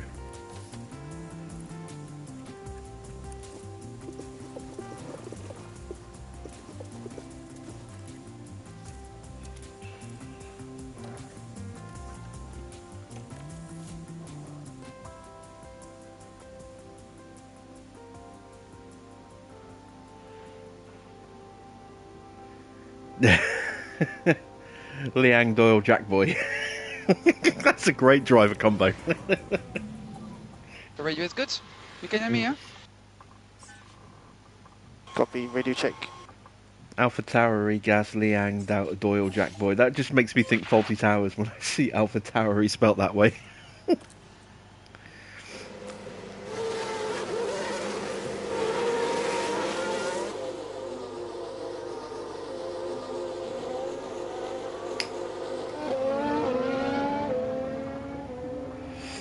I do know who you mean, though.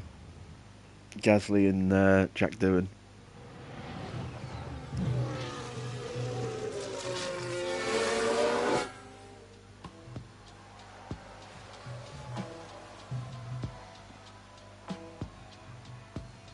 I'm going to guess that was pre-patch.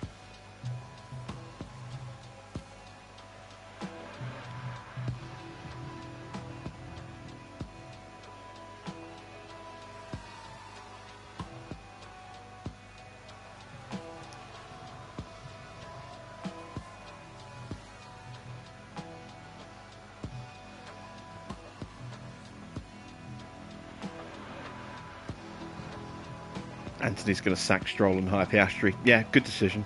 Again, Piastri's tyre wear is not great, so you will have to spend the first half of the season putting all your resource points for him into his smoothness. But once you get him up to a rating of about 60 on his smoothness, then you can start focusing on some other things, because his tyre wear, while not great, will be decent.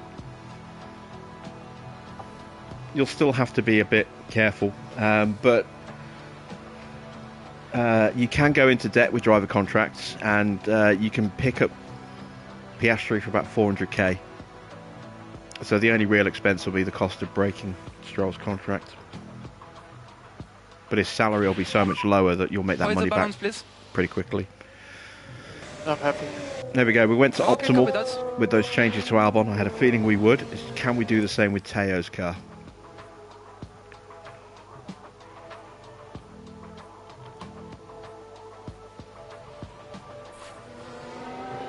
Lock it for Albon. No damage. I think. Oh, big lock up there. Please no damage. No damage.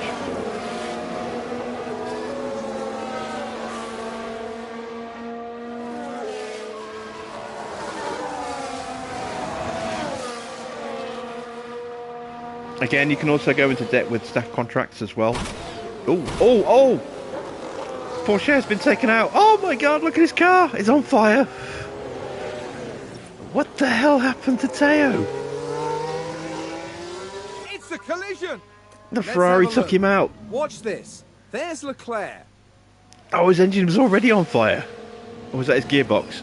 Or just a... Oh, that's a massive hit. There. Oh, there's chaos on the track. Oh, that's horrific. That's the worst crash I've ever seen. It was a bitter blow for the team, and it may have really hurt their overall chances. If he doesn't get a penalty for that, I'm going to be furious. Porsche's car is just toast. I didn't even get the final feedback from him. Terminal engine damage. Oh, great. So there's a whole engine that's been written off as well. And a gearbox. Oh, man.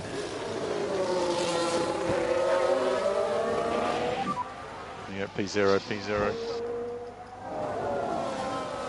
That was brilliant. What a crash. That was not brilliant. That was brutal.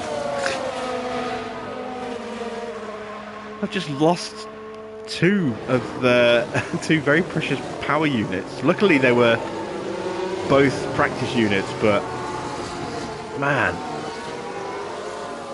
Oh, that was not good. That was so not good.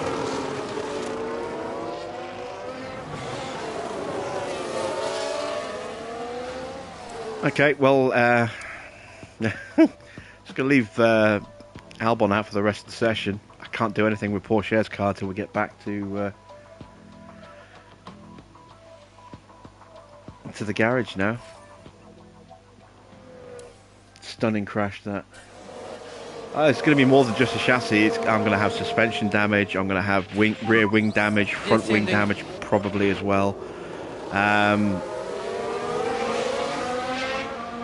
A chassis, suspension, hell, maybe the underfloor as well. Even the ERS could have taken a hit as well. Yeah, that car is complete write-off. You can mend cars in the pits now. That did not work before. No, you could. You still could.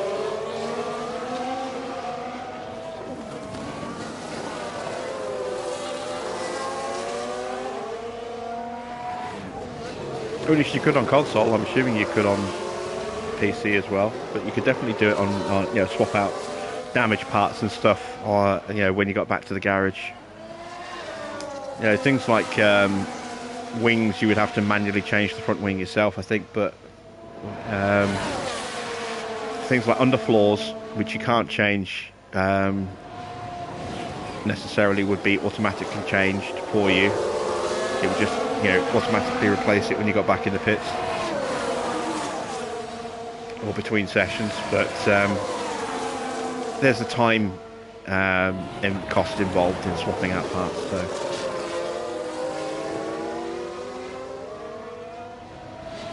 I'm at the back of the grids anyway, so penalties won't affect you, just the cost. Bought a whole new car. Yeah, I'm gonna have to completely sacrifice Porsche's qualifying here. I'm just going to spend a couple of million on new parts and bed them all in this weekend, I think. Buy a new engine, buy a new gearbox, probably buy a new ERS, and I might buy a couple of engines. We'll see.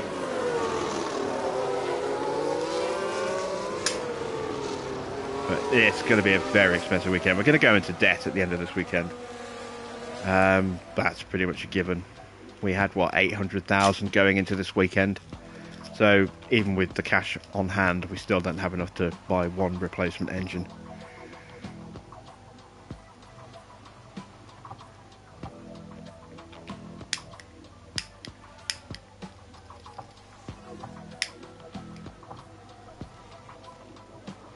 It does mean as well that we are probably not going to be able to rush in the underfloors for this race either.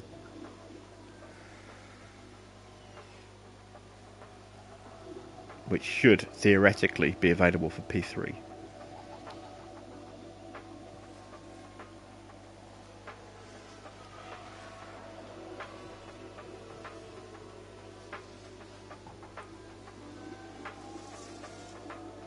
Okay, so Albon's going to finish his run with a few minutes to spare.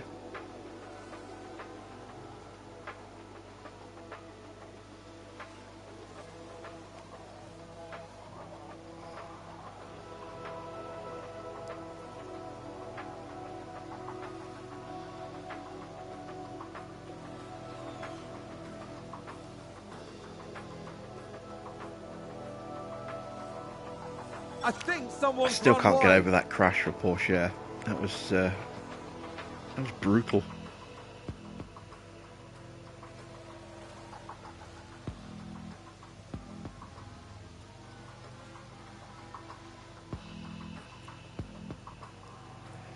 Right, how optimal do we get it?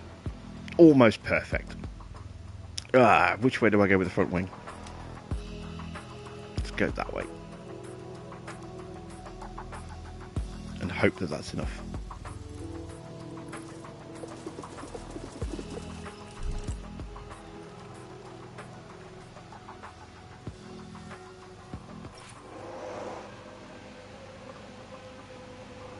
Okay, session's over. Let's see just how bad the damage is to Porsche. Leclerc with a penalty. Fine the crap out of him. Send him a bill.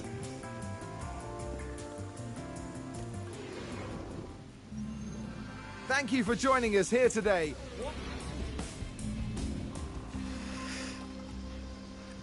car part's missing. Yeah, no shit. Oh, yeah, he killed the ERS as well.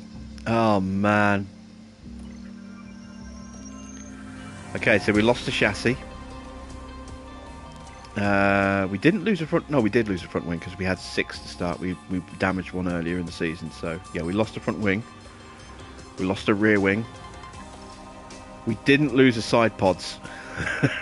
That's the only thing that didn't get damaged on the car, I think.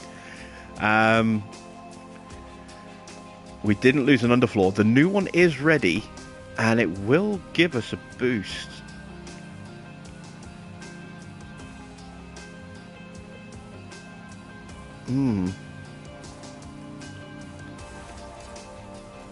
Screw it.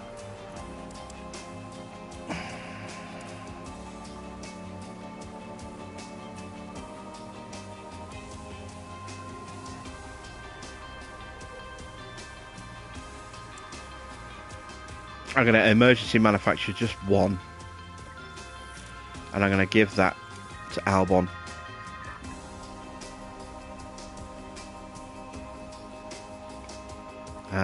Suspension, we lost the suspension as well, and then we lost an engine.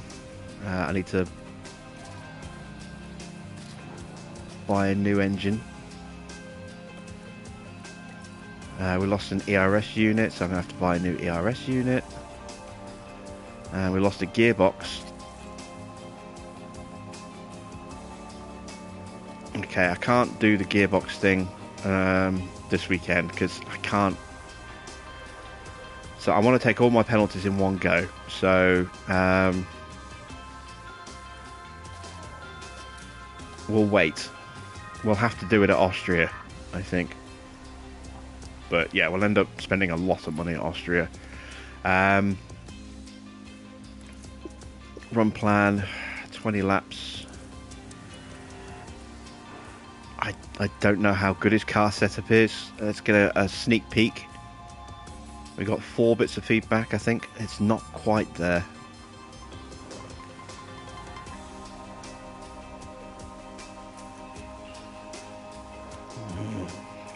Which way to go? Which way to go?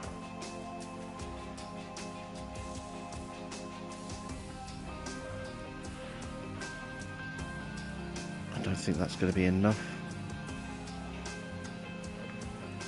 I don't know about the front wing. The front wing's the unknown here.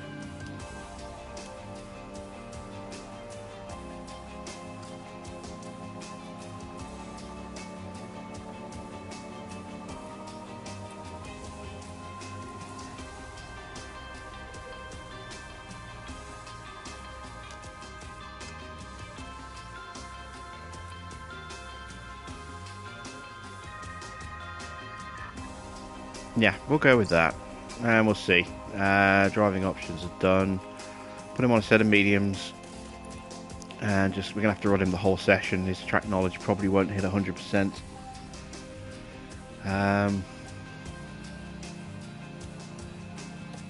Okay, Alex, we're gonna give you a brand new underfloor. Don't destroy it, please. Engine, ERS, gearbox, they're not changing for this session. Car setup, we made the changes, we just need to run it. 20 laps. And medium tyres. Alright, here we go. Radio check here, can you hear me? Okay, so we should see a definite difference in pace between the two drivers this time out.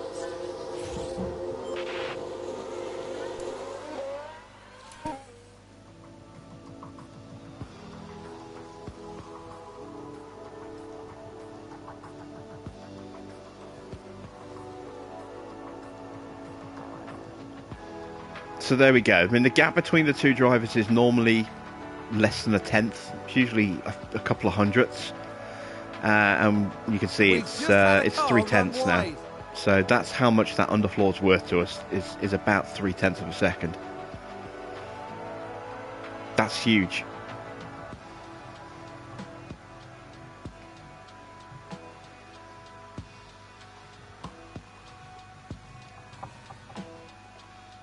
This is another reason why it's a really good idea to have two drivers who are very, very evenly matched on pace. Because if you throw an upgrade on just one car, you can immediately get a good idea of just how much more effective that upgrade is, because drivers who would normally be lapping within a couple of hundredths of each other suddenly start lapping within several tenths of each other. You know just how much of a performance gain you're getting. So we're looking at about a 2/10 upgrade. Maybe not quite 3/10, but about 2/10 of a second with that new floor. Yeah, even 2/10 in Formula 1, 2/10 is a big amount, so I'm happy with that. What was the balance, please? I'm happy. Okay, copy that.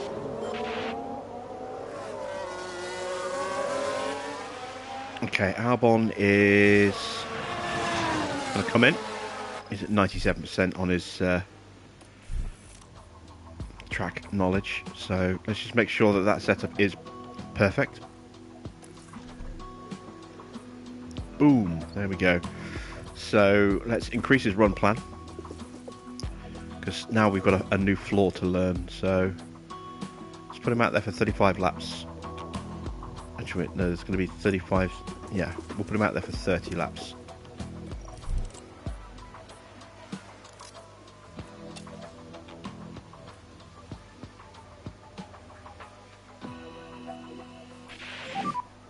Okay. Okay.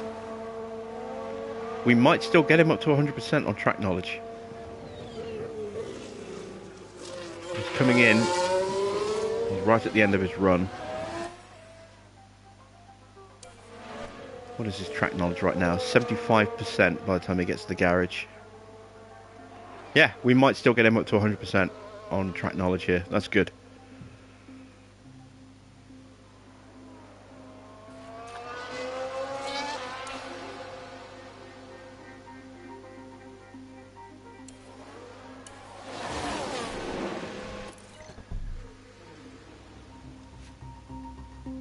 Okay, so we need some little changes here and there.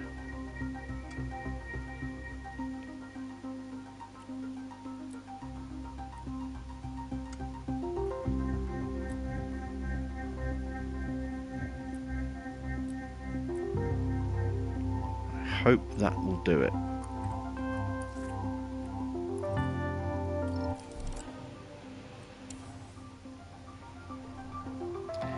Any plans for the next Construction Sim episode? Yeah, it's uploading. Well, it should be uploaded by now. It's processing. Because it's a 4K video, it takes a long time to process at a resolution that doesn't look like it was filmed on a potato. So it's set to go live at midday tomorrow. And I'll be recording a batch of episodes tomorrow, which I'll then, set to go live every day around the same time.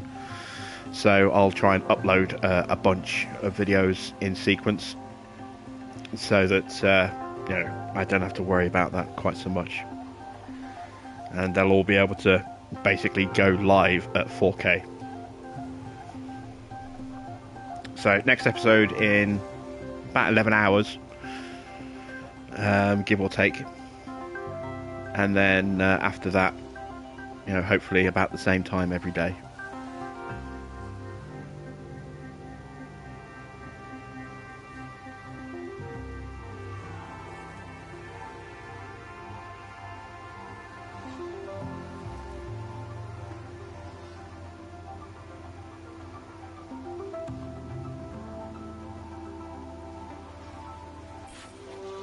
Oh, it's a wide for Porsche.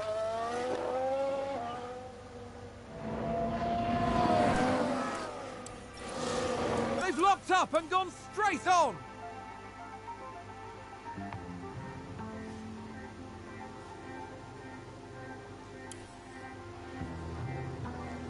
Okay, we're not going to get him to 100%. We'll get him close. It'll be mid-90s, I think.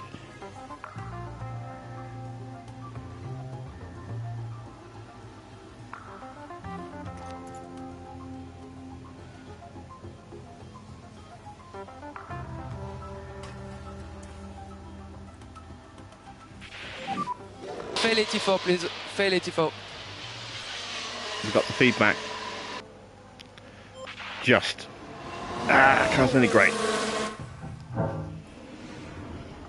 Well, considering we lost about 40 minutes of running on his car, we got him up to 90%. Is that the highest? No, it's not the highest. We actually went backwards. So we're reverting back to 95. And I'm not going to tweak it. We'll leave it at 95. Car parts, he's all running new parts now. Thanks to a Ferrari torpedo. We got Pearl Harbored.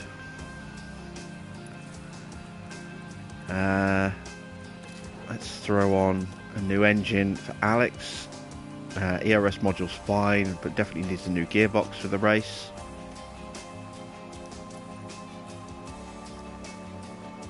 Let me check P3 results in terms of the time. Yeah, 0.3 of a second between the two drivers. So that's the new floor, basically.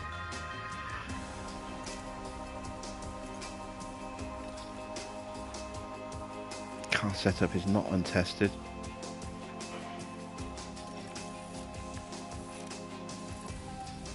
There we go, 95% confidence. Everything else is done. Time to qualify.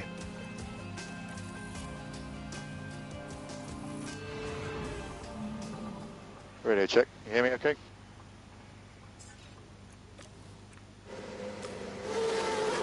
So we'll send them out for a run at the start of the session, and then again for a run at the end of the session. See if we can just about sneak into P15. Oh, sorry, P14. No, P15, yeah. I'm hoping Albon's floor upgrade will give him a fighting chance of getting 15th in quali.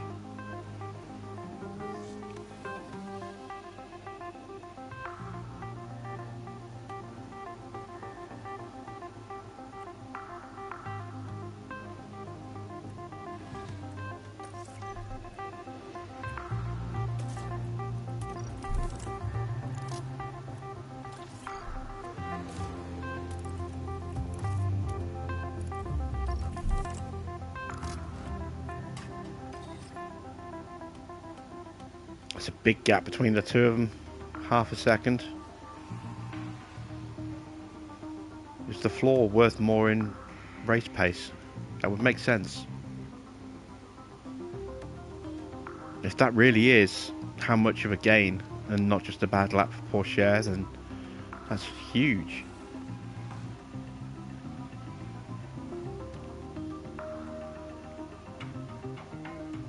Assuming that Aston Martin haven't brought an upgrade here, then we should be faster than Vettel in straight pace.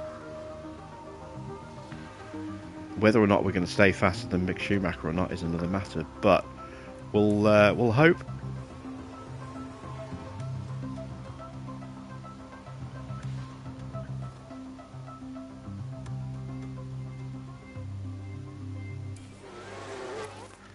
Okay, so the field's going out. Throw out Porsche early. If I can find a gap for him.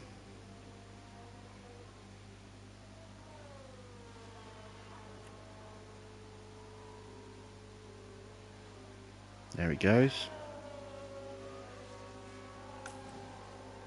We'll get Albon bringing up the rear.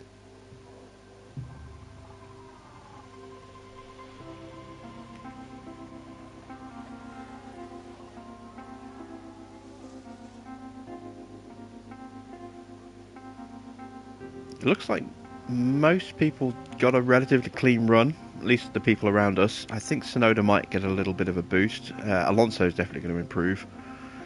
Mick might improve. Stroll might improve, but probably not by enough to challenge us. It's all about Vettel, Schumacher and Tsunoda. That's the battle for 15th.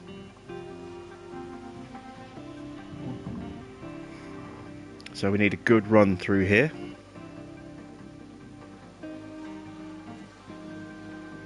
Porsche improves in the first sector.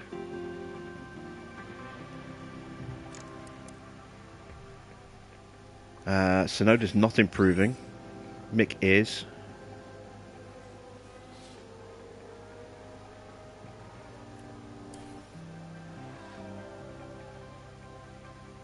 Sonoda improves in the middle. Mick is not faster in the middle sector. Albon and Porsche are both improving. Okay, can we jump Sonoda? Mick is and does an equal time. Alex jumps them both. We got a car into P15. Fantastic. That new floor definitely doing what it was supposed to. But yeah, identical times for Yuki and Mick, and we managed to jump both of them by less than 1/10 of a second. That's good. That's very, very good. 4/10 off.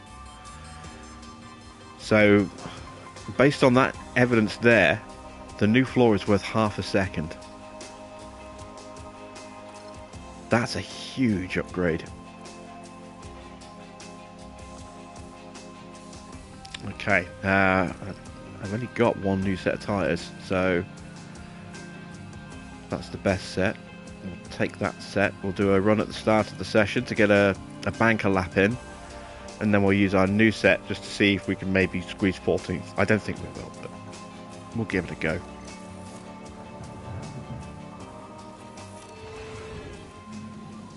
The radio is good.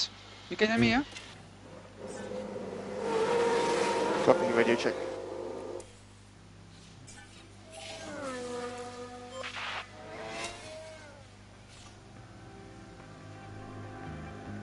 Alright, we should get a clean run. Oh, I spoke too soon. Let's see what happened there. Did he hit the Now wall? we see the Williams here. I don't think he did. No, he didn't. But that's destroyed that run. So we may as well just pull him in. We'll switch to the other set of scrubs and send him straight back out again.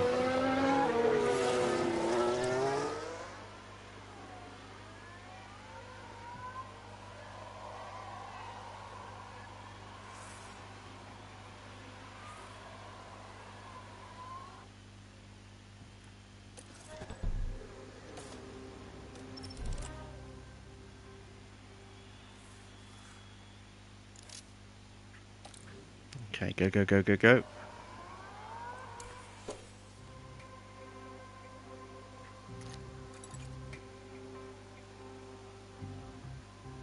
We've got a clear track. It's a clean run. And we're only just off Ricardo. So, with a set of brand new tyres, we could possibly make up another place here. Ricardo's the only one we can fight with. We don't have the pace to get up with Magnussen, but if we can jump Ricardo, that'll be big for us. That'll be very big.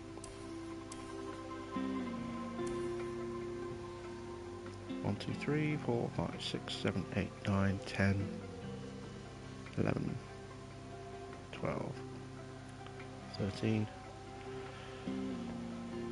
14, and we are car 15.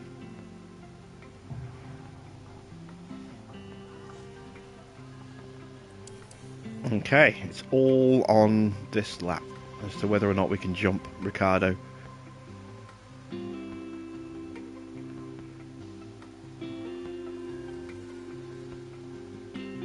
So, does Ricardo improve? He does marginally. Well, I say marginally, it's actually quite a bit. He improves by 3/10. We're on a brand new set of tyres though, so we should improve by at least 2/10, I think. We didn't improve in the first, we did improve in the middle, we only improved by 1/10. Okay. So we're still off the pace of Ricardo, but that's not bad. We make you too. That's an achievable target now. The time has come for So we can start putting that in to our sponsorship guarantees now. Right, strategy. Why is he on a 90%? Why is that reset to 90%? It should be 95. I'm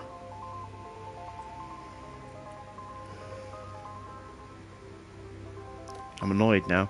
Right, we're two stopping. Teo's going to have an extra set of hards. Oh, sorry, softs.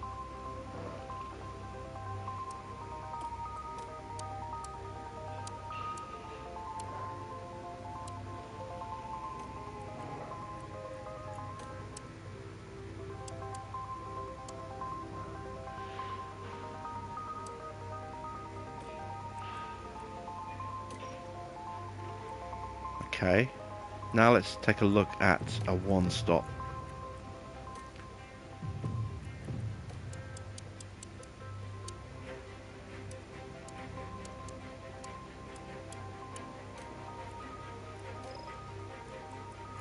So there's medium soft gives us a runtime of 1:31:27. That is 16 seconds slower. So yeah, we are gonna run that one. Let's now see what a medium soft run does.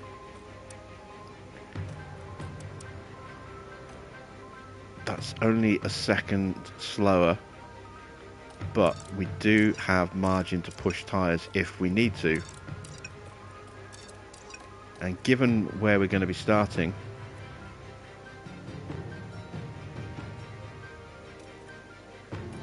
medium soft might actually be a good thing.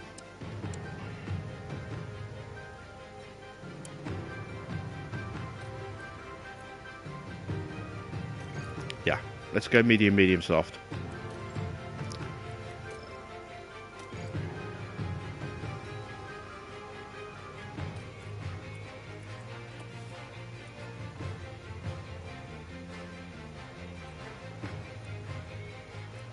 In terms of fuel, we'll take a lap of fuel out on both cars. Driving options, we will go on the attack at the start with Alex and with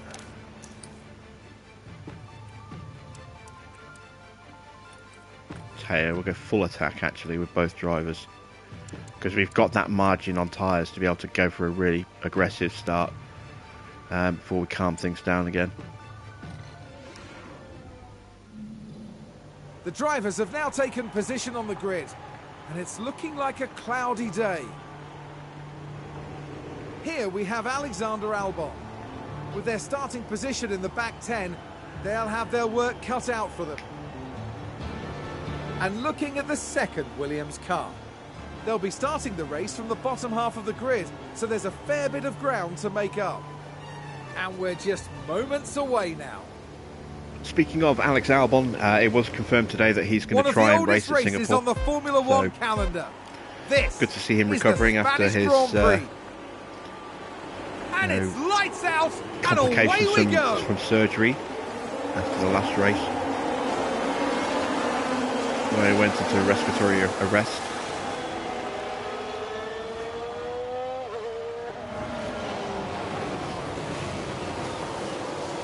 Okay, we want to be watching Albon here, the one with the new floor.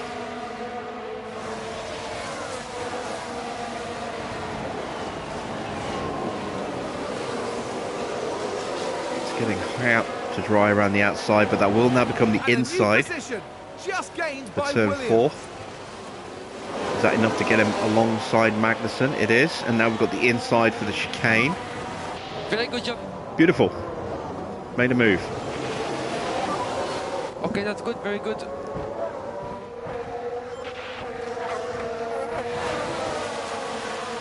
And now, there's an overtake can we get Williams. Ricciardo?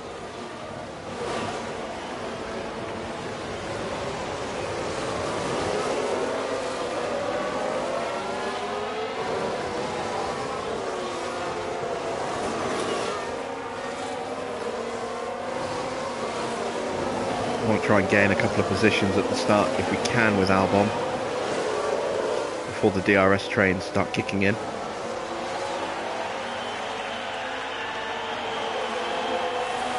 If we can get Porsche up a place or two as well, that'll be helpful. He's having a look at Mick Schumacher right now. He's going to get him. He has got him.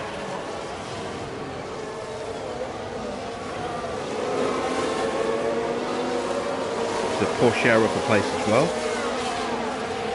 What's the tyres for everyone else? Are they all on mediums? No. Ricardo, who we're hanging onto the back of, is on softs. And interestingly enough, you can see Ocon, Russell, Alonso, Gasly, they do not have new softs. They're running on a set of scrubs. Whereas Ricardo and Norris do have new soft tyres.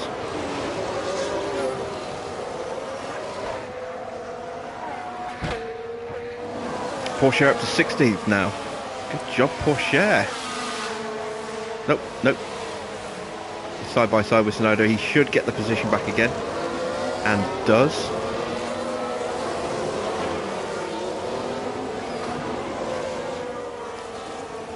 Come on, Albon.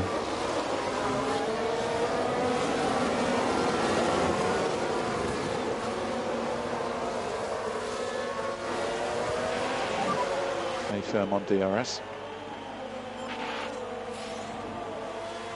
He's got a good run. Goes to the inside. I think we might get him here. Oh yeah, under braking.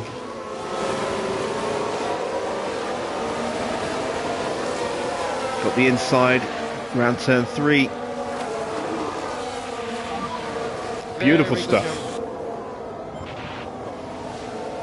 Okay, so now we're going to calm his tyres down and his fuel, and we're going to put him into neutral. And we're going to try and sit behind Joe for a bit. A little bit more lift up, please. Yes. Teo. Oh, we've got a yellow flag. And the VSC. Oh, what's happened? 2 cars out. Okay, copy. 2 cars crashed. VSC. Ignore. There's contact! It's chaos on the track! We can take a look now. What happened Now, here? just watch the Mercedes here.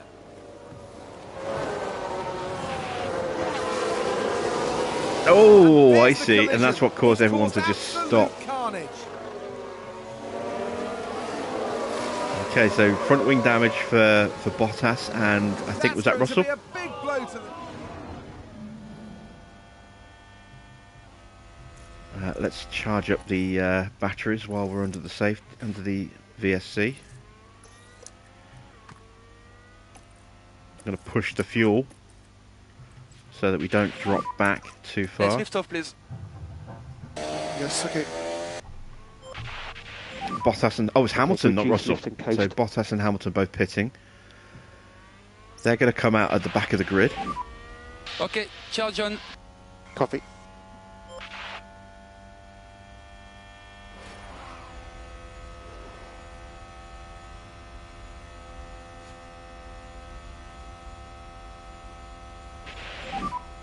Okay, we have Bottas in the pits right now.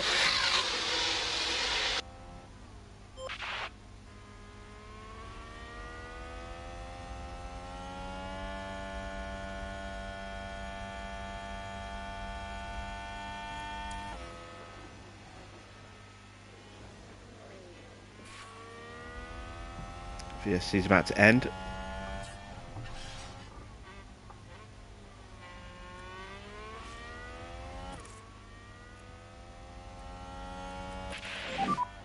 VSC ending. DRS enabled. Come on, let's go get those points. Charge on. Let's go get those points. He's a bit optimistic. Oh no, wait, he's talking to Albon. Yeah. Oh wow, we're in 11th. That's doable.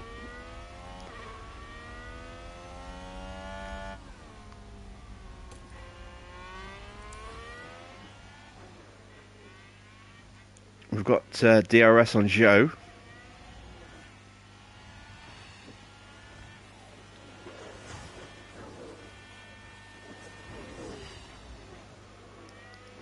Ah, couldn't quite make the move stick. Got the inside line. And there we go, we're up to 10th. Nope, nope, we're up to 9th. Well, that's okay. Back to 11th, sorry. We'll get some DRS here. Alfa Romeo just moved up a place. Let's stay charging up for a moment.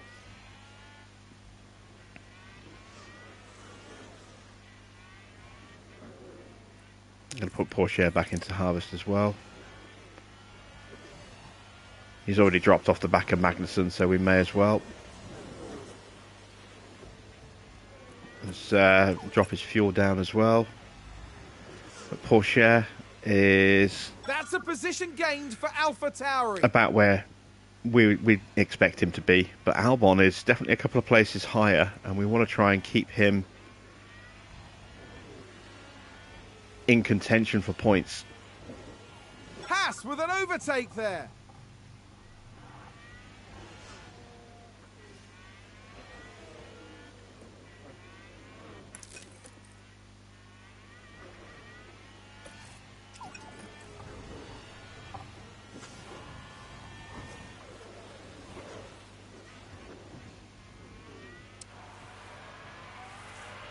Alright, how's Teo doing? Almost ready to take his charge off. That's close enough. I don't want him to drop out of DRS.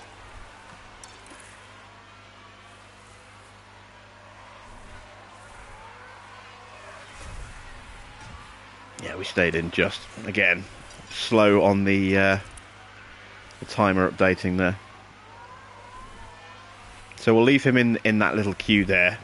If he does get overtaken by Vettel, then he'll still be in the queue, just at the back of it. So he's got a little bit of a safety net.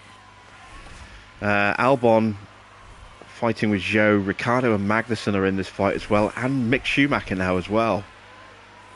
Oh no, not Mick. It's Magnussen. Tsunoda is 3 seconds off. So Tsunoda and Mick are fighting with Porsche and Vettel.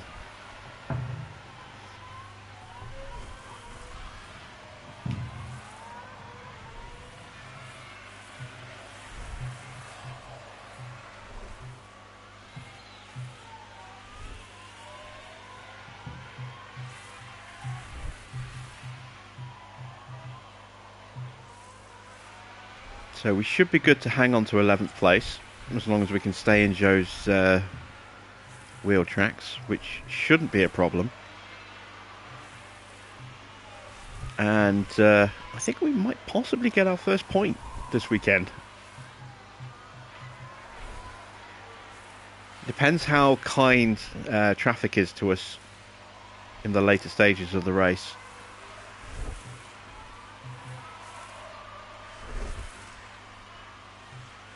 Check in with Teo. He's still comfortably in the tracks of Tsunoda. Yeah, we'll leave him as is for now.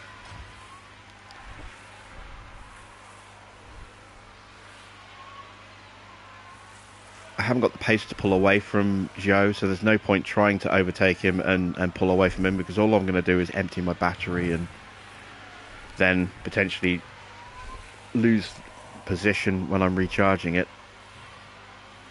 So we'll sit here for now. This allows us to go at a nice good pace without pushing the engine, without pushing the tyres, without depleting the battery. We'll save a little bit of fuel in the process,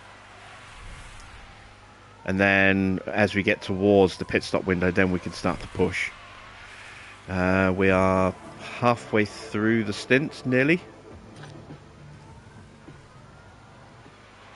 Tyres are still looking very healthy. I may yet convert, depending on how we can protect these tyres. I may possibly convert him onto a medium soft. Yeah, if his tyre wear is really good over the next 10 laps, we may switch him to softs instead of mediums. Softs will give us more immediate pace, but they will fall away a little bit quicker.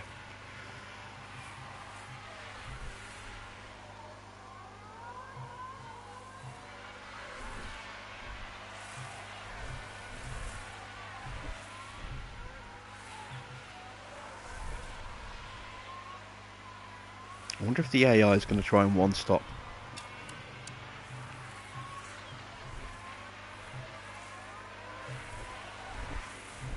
Bottas and Hamilton may well just go for one more stop, seeing as they've gone to the hard tyres.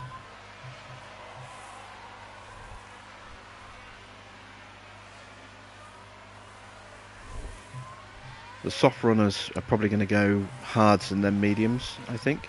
Maybe medium. I forget, most of the soft runners are starting on scrubs, not new softs. So their tyres are going to wear out a little bit faster. Albon's now back to fuel even. We're already 30 seconds behind, but I mean, because of that big slowdown, because of Hamilton and Bottas colliding, that's stopped everybody in their tracks. It's not surprising we're that far behind already.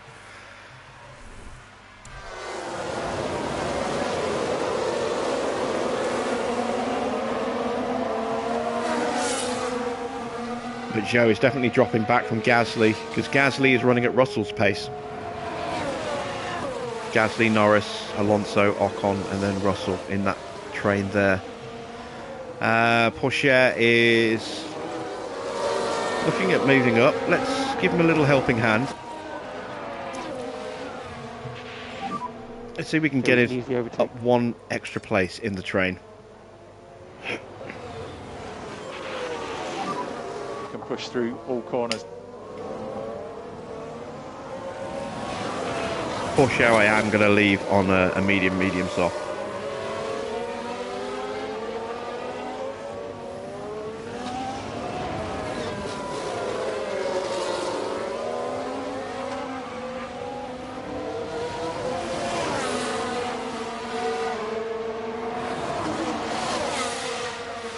Oh, did you see that swipe across the front of us by Tsunoda there? It's pretty vicious.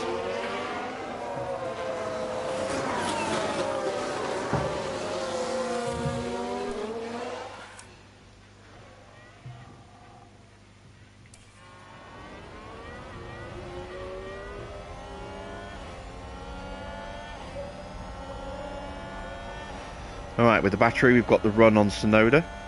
Can we make a move into braking? No, because Tsunoda's already pulled out to the inside. Oh, can we get him up around the outside? Oh, this will be brave. Keeps his foot in.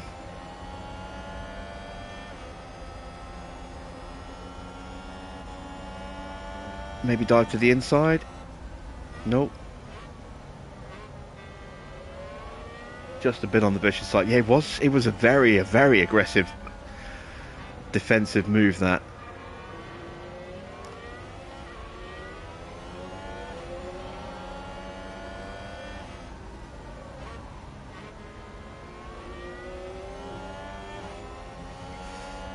Let's try and get Tsunoda here into turn 10. Going for the inside line. Can't quite get alongside under braking.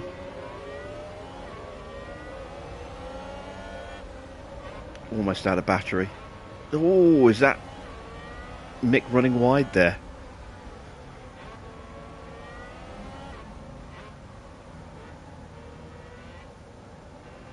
All I need is some rain. All we needed was some rain in Miami, and it started out so well, and then it all went horribly wrong.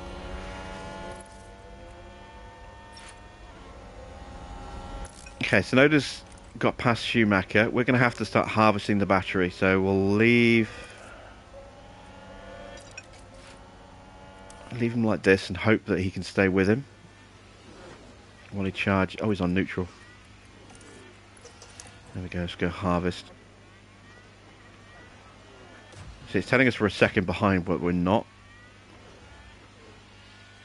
But now we are at risk. I'm going to have to push the tyres and the fuel while I'm charging.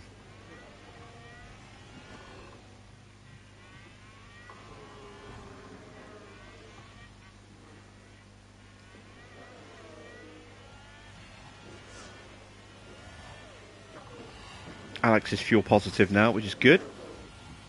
Means I can really push the fuel later.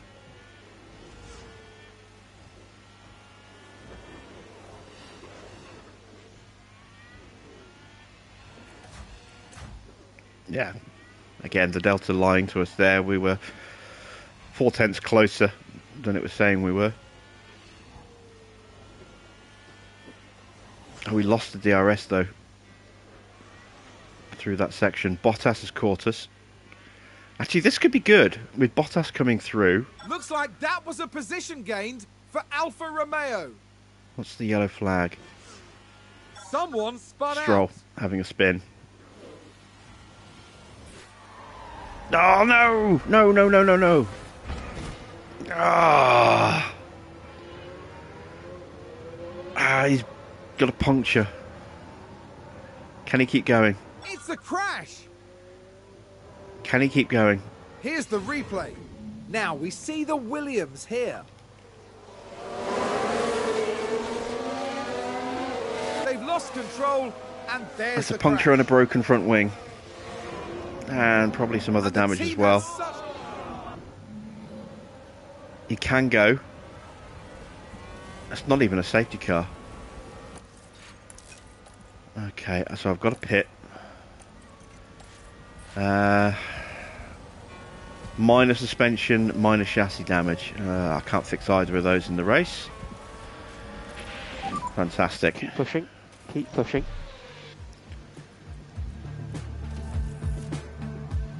Okay, I can still go medium and then soft. It's already telling me to fix the wing. I'm even going to choose that. But that's Porsche's race over. Okay, box. He's about to get lapped as well. You know what, I'm just going to retire the car. He's going to be so far off the pace.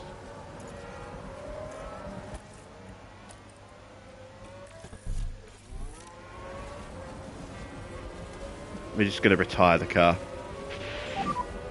Alonso just pitted. 2 crashes on the same track.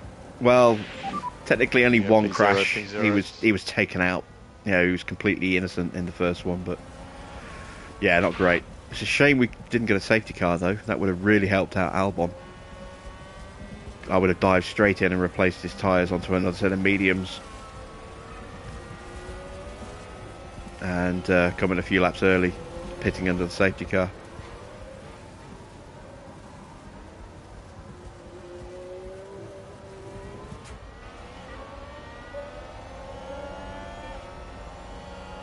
So it's just Albon again. Only this time it's practice, not the race. I can't even select Porsche's car anymore on the camera.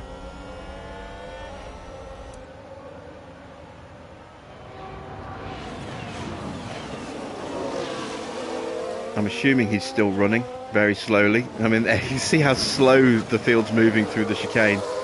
That's got to be behind Porsche as he's about to peel off into the pits.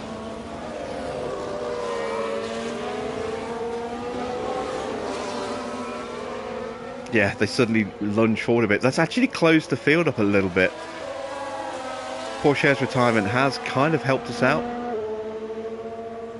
It's brought the gap down to 6 seconds between Joe and Gasly. It's still too big for us to take advantage of, but that may play into our favour when it comes to pitting. Speaking of, yeah, we can make that a 2-stop on sorry, a 2 soft stop. So let's change those tyres to softs, and we'll extend.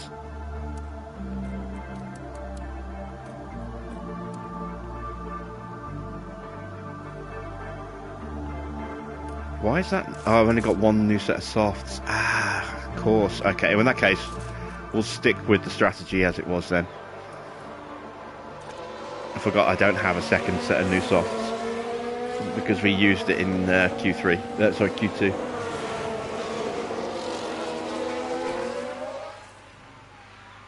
Right, the gap's come down to 5.5 seconds. Ah, yeah, they're on soft tyres that are starting to wear out. They're going to pit soon.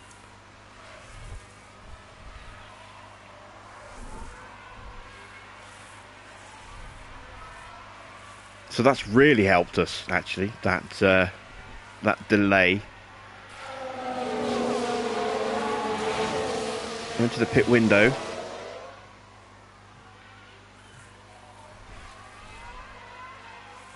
We're going to have more pace through the corners than the guys on aging softs are going to have. So you'll see them pull ahead on the DRS section, but we'll slowly start to crawl that gap back again through the corners because we've got more grip.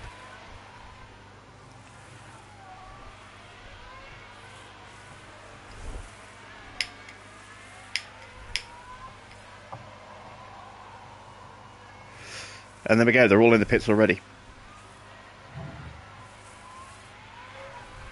So, where are they going to come out? They're going to come out behind Hamilton, who's on hards. What have they pitted onto? They're pitted onto mediums. Okay, so with Hamilton running long on hards, that's going to do us another favour as well. It's going to slow them up trying to get past Hamilton.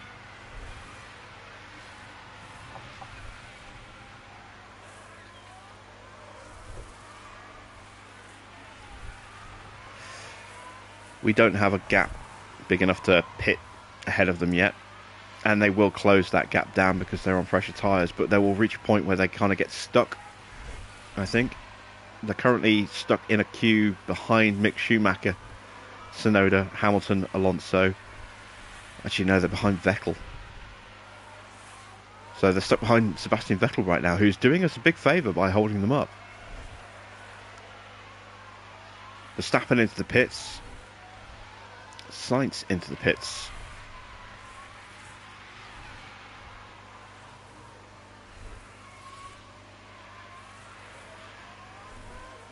We are almost ready to pit, so I'm going to sprint now because the other guys are starting to pit. They have pitted. Okay, we're going to sprint for 2 laps. See if we can't jump them.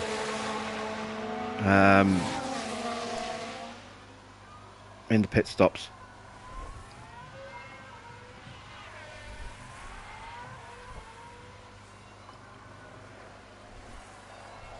We've got a decent amount of tyre life left. We can push them really hard for a couple of laps. We've got fuel in reserve, so we can push the fuel hard. We've got a full battery. This is our chance to try and stretch out a bit of a lead over the guys who are pitting. And what have they gone on to? Another set of mediums, same as us. So yeah, we really want to try and take advantage of this if we can. Vettel's been passed already. Or has Vettel pitted? I think Vettel might have pitted. Mixed pitting. That's going to free up some of those guys as well. That's a shame.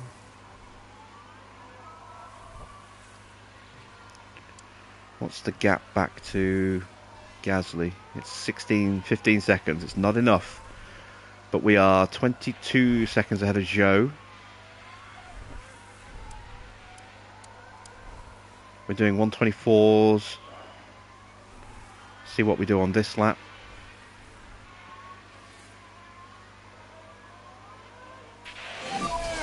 Battery's empty. Copy.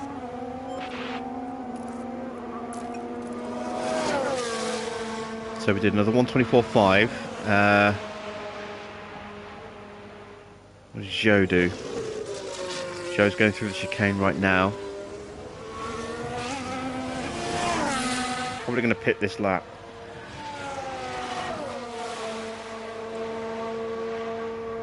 Yeah, we're only a tenth of a second faster than Zhou, so we need to pit this lap.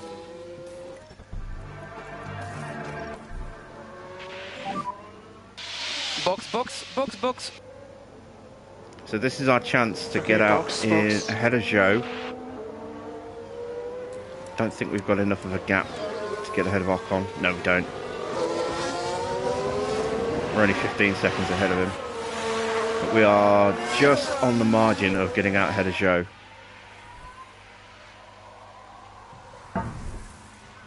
Yellow flag in sector 3. One of the Ferraris has screwed up. Gone a little Seems wide. to have been a lock-up. Sciences is locked up. Here we go, pit stop time. Need a good stop.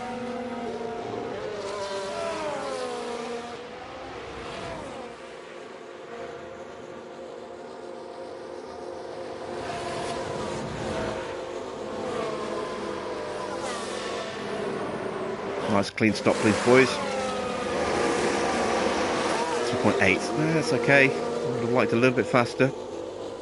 Joe's crossing the line now. Can we get him? No. We can't, but we can get in ahead of Magnussen. And we can really push these tyres on the opening lap because we extended on the previous stint. Okay, we need some deploy. Oh, we're already Yep, in copy. Joe's DRS and we're ahead of... Okay, so let's calm the tyres down. Charge on for now. Get the battery copy. charged and then we'll try and sprint again. Need to drop the pace. Yep, copy.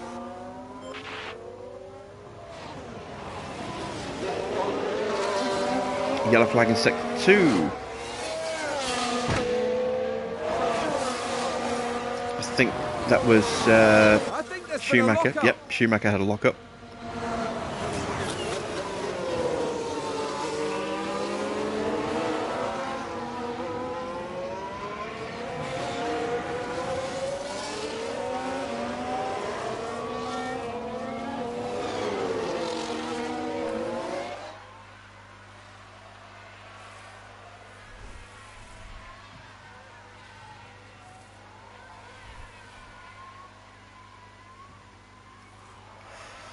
And now we have tyres as well that are going to be 5% fresher than Joe's as well, and the guys around us. In fact, all the guys in front of us have got tyres that are a bit more beaten up as well. They're going to go onto softs at the end. I would imagine Hamilton and Bottas will also go onto softs. So it looks like it's going to be a soft sprint at the end, but we've got the potential to maybe pick up an extra position or two. It all depends on when cars make their pit stops, when they get traffic, when they get lapped, whether or not there's a safety car. At the worst, we're going to get 12th place because we're going to have the pace to beat Joe. It's just a question of whether we can beat anybody else. Can we get a point out of this weekend? That would be so good. Just need that little bit of luck that we haven't had so far this weekend. We've had bad luck this weekend.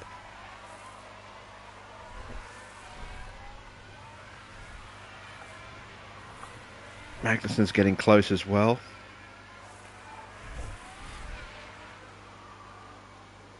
Alright, we're through. What's our pace like if we're leading Joe?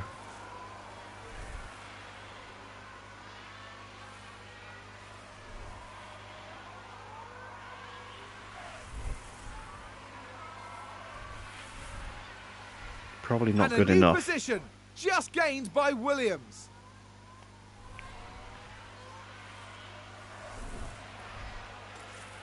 I'm going to get overtaken, so I'm going to go into neutral now. I want to try and get my battery so that I'm not at 60% going into turn 1.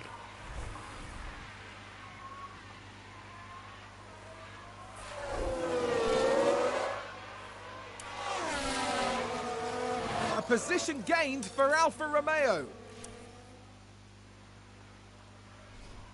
So I'm going to run the whole lap in harvest mode.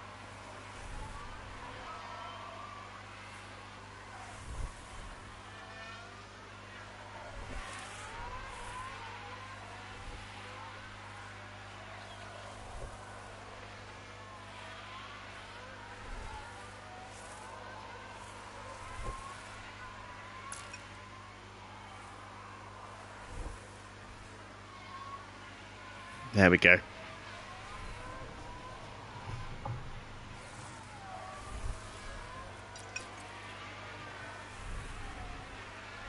Let's calm the fuel down again. Build a little reserve back up.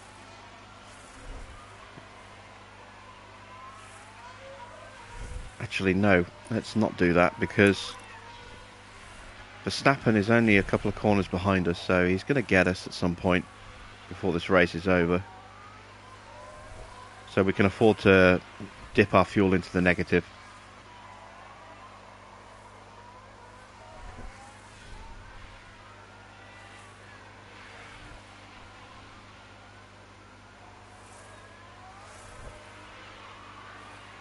Alright, let's take a look at the rest of the field. We're 10 seconds off a queue, which is Gasly, then Norris and Ocon. They are about 4 seconds behind Alonso, which has got the two Mercedes. Then it's Perez with Bottas right behind him. Bottas has recovered really well from that early crash with Hamilton. He's running 5th right now.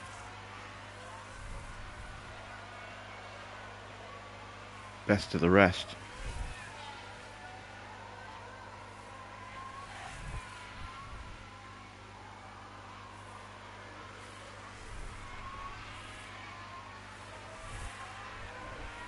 Even pushing like this, because we're staying so close to Zhou, we're actually gaining fuel. Or we're not burning as much fuel.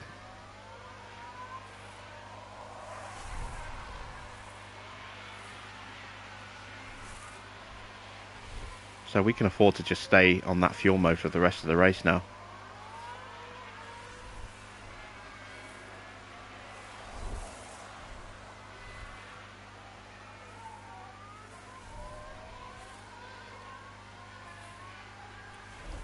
How's our tyres looking? Very healthy still. Always going up the inside.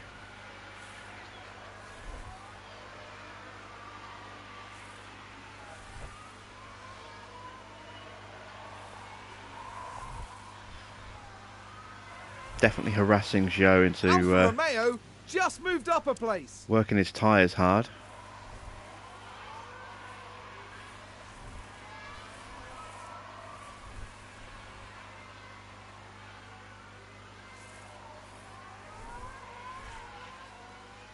And we just rocket past him.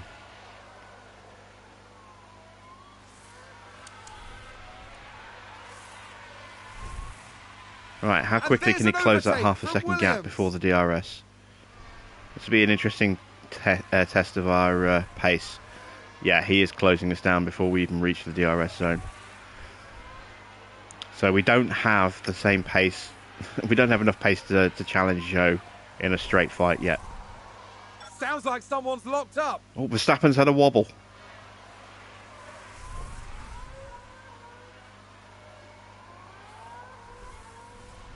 But he is still closing. He's just going through the chicane now, so he's only a start-finish straight behind us. That's it. He's getting closer. And it's a big gap back to Leclerc. Looks like that was a position gained for Alfa Romeo. Another Sector 1 yellow flag. Is that just a car being lapped, or is that someone going off? Was that a lock-up on the Tsunoda track? going off. I thought he might have had an issue because he's dropped so far back behind Verstappen already.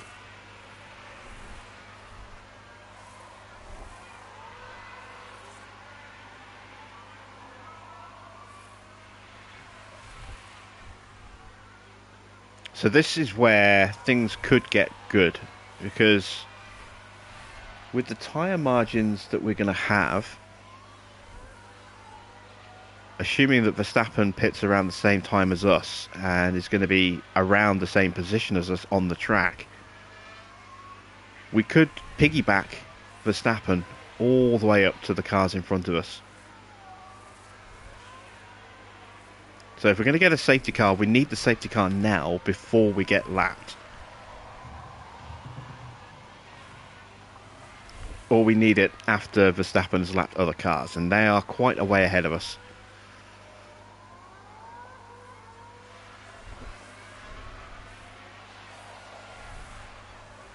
So when they pit, if we were to extend for a couple of laps and gain track position, and then we got a safety car, that would be golden for us. Because we could potentially pit and come back out still in front of them.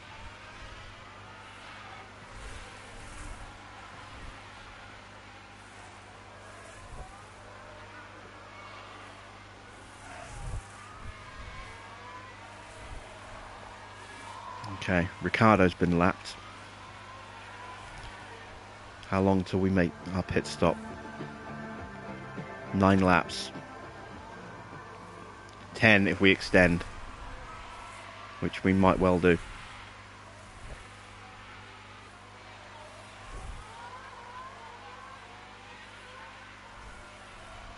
We're still gaining fuel.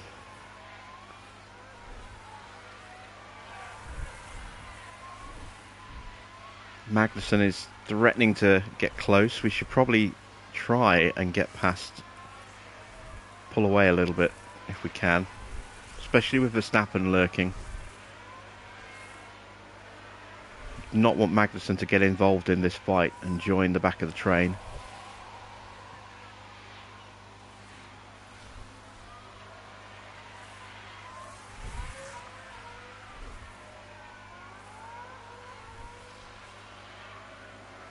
Which will happen when it gets lapped, if he's able to stay with Max, which Max is through already.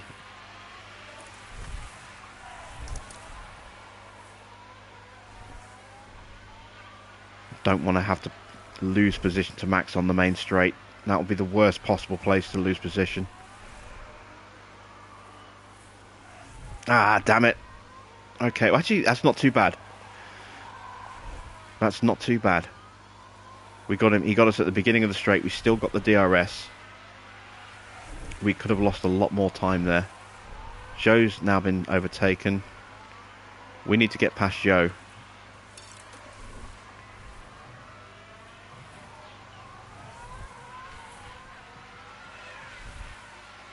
If we've got any hope of staying on the back of Max. Zhou's already outside of a second. Maybe if I can get him on the start-finish straight and pull away, maybe I can get back onto Verstappen.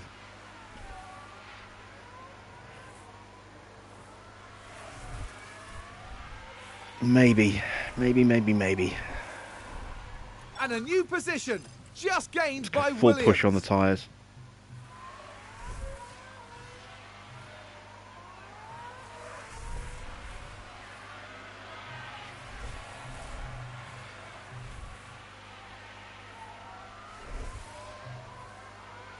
No, I haven't got the pace to close up, even on full push.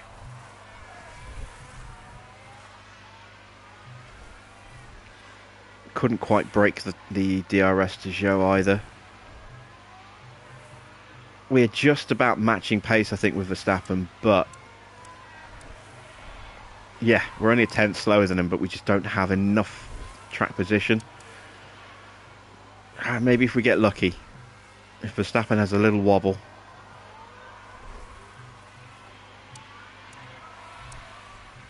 We've broken the DRS to Zhou, but we're out of battery.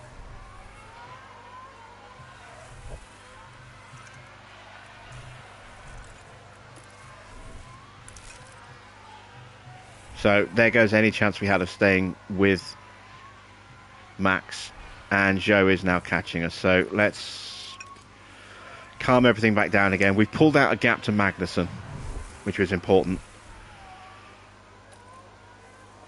Let's start rebuilding the battery.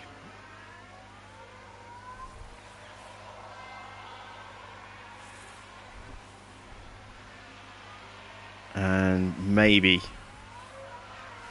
just maybe,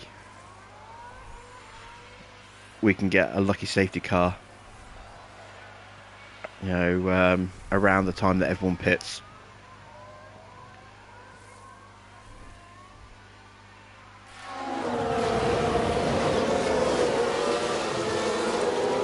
We really pushed our tyres. We had to, though, if we had any chance of hanging on to the back of Max. If we could have kept his DRS, we could have stayed with him and pulled out a gap, but yeah, we couldn't quite get past Zhou quickly enough. This is why I wanted to try and get him before we got overtaken by Max, so that I had a chance of staying with him, but it just didn't quite work out for us.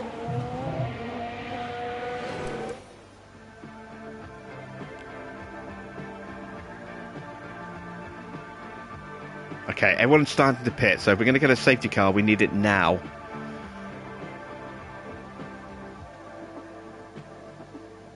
Now that we have track position.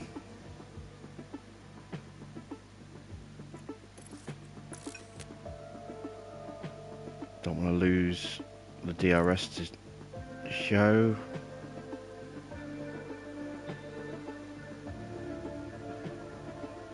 still in.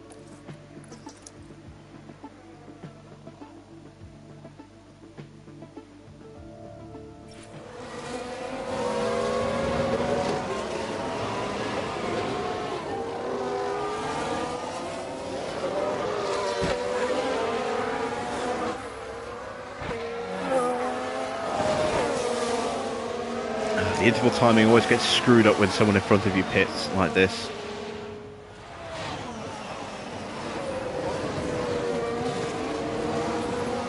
It takes them completely out of the equation and gives you the gap to the car in front of the one that's pitting.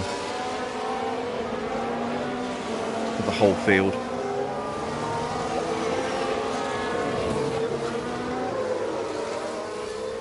Okay, Zhou's pitting. Okay, this could work out okay. I'm guessing Russell's going to take me right here. Yes, he is. We are going into neutral. Charge off. Okay. We're going to try... Oh, we actually held Russell off. If Russell gets past us, which he's going to, it's just a question of how quickly he gets past us. We're going to try and hang with him for a couple of laps, because his pace will be faster than Zhou's. This is not the time to start putting in a heroic defending display, Alex.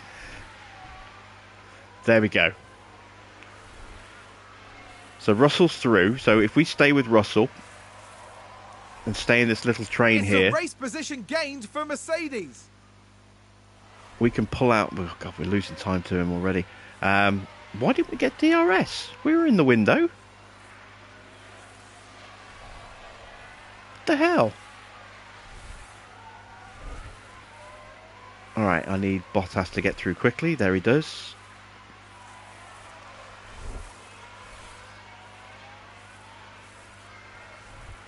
A position gained for Alfa Romeo. Again, we're not getting the... Why are we not getting the DRS?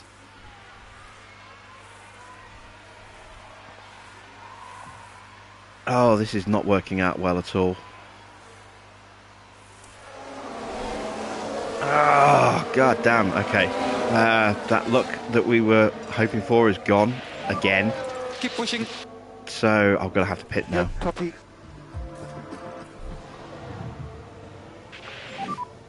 Box, box. Yes, okay, box.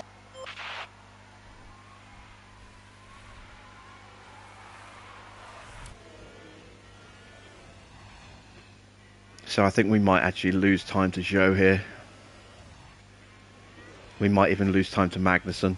Those guys are going to be on soft tyres. They're on new fresh softs as well.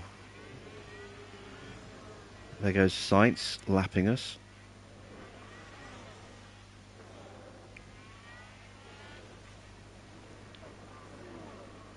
Yeah, Zhou's going through the chicane now. We haven't even reached our pit box yet.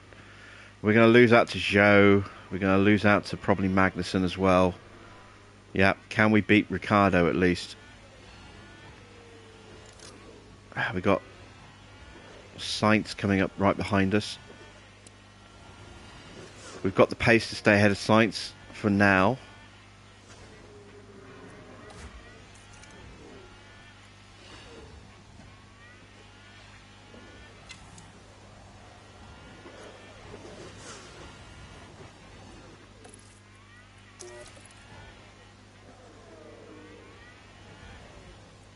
Just don't want to burn these tyres too quickly.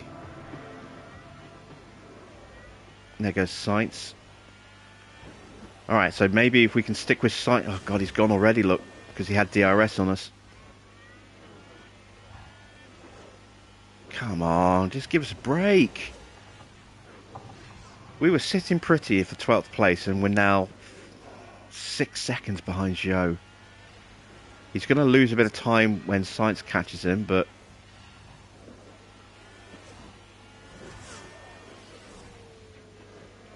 And we might still be able to get DRS off the Ferrari here, because Magnussen's right on him and we're on Magnussen. So we might still be able to ride the Ferrari up the field a little bit. But I don't think we can ride him 15.5 seconds up the field to Ocon.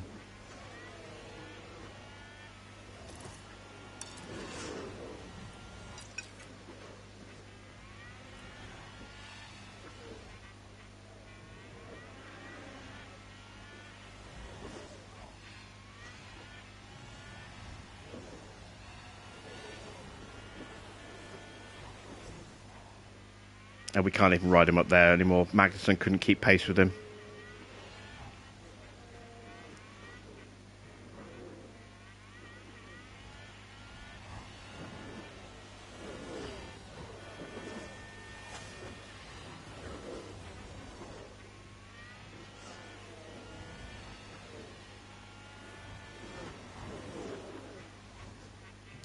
Now it's going to be a fight just to get back to 12th place.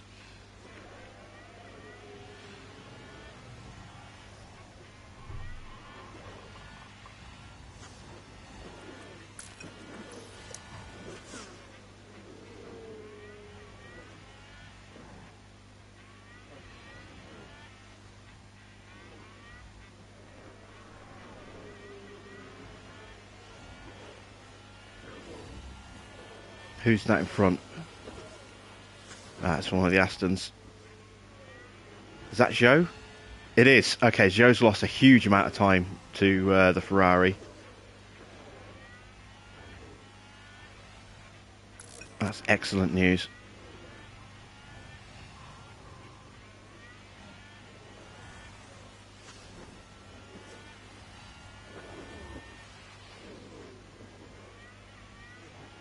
So we need to get Magnussen on this lap before he gets DRS off Zhou. Because then we won't be able to pass Magnussen very easily. There we go. Slingshot past him into the DRS of Zhou.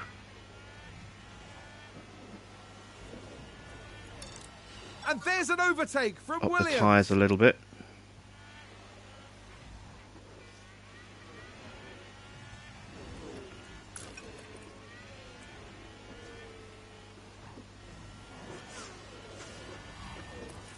And drop them back down again. There we go. So we're back in the hunt for 12th place again.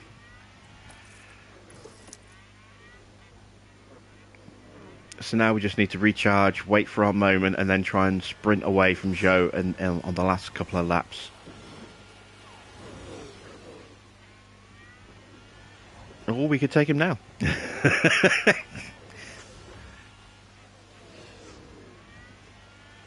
Or not. Alfa Romeo just moved up a place.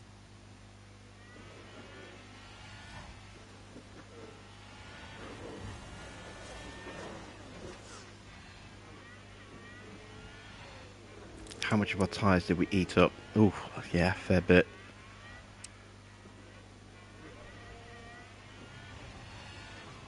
But we're where we need to be, you know, in terms of track position. So it was worth it. Keep an eye on the fuel, please. Fuel's fine. We're a lap down. Got another Ferrari coming through. That's Sainz, I think. Yeah, Sainz coming through.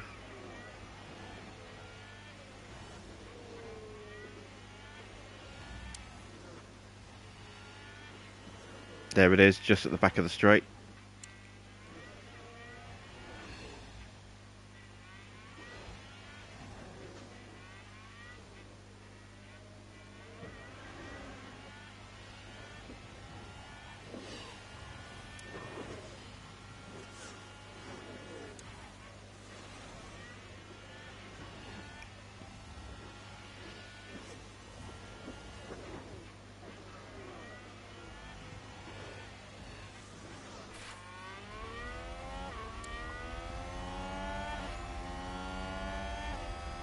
Now Ferrari is hunting us down.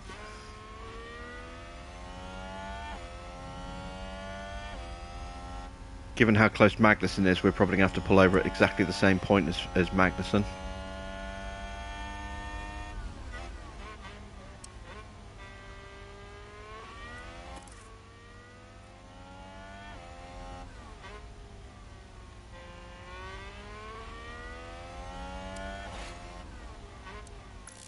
Oh, show's gone off.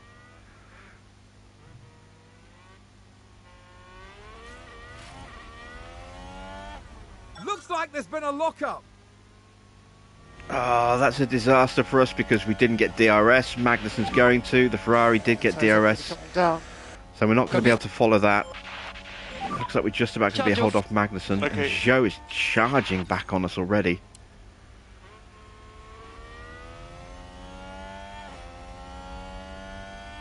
We've got 5 laps to go, including this one. 6 more laps. 6 more laps. It says 6, but that's not counting the fact that we're lapped, so it's only 5.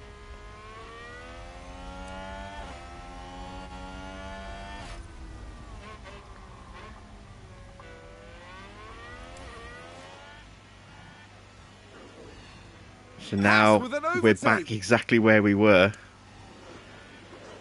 but without the Ferrari in the way. There is a Red Bull coming up as well. That's not going to catch us in time. Perez is too far back. So it's basically exactly the same position we were in as we were a moment ago. Except it's Magnussen we're chasing instead of Joe. Joe and Magnussen have swapped places. We've stayed in the middle.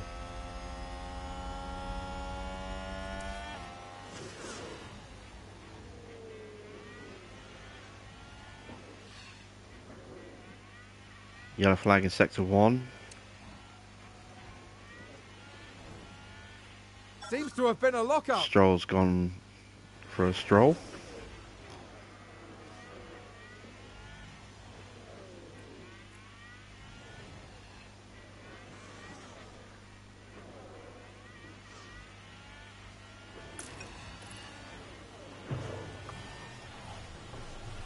Three laps to go. We're going to break the brake with 2 to go.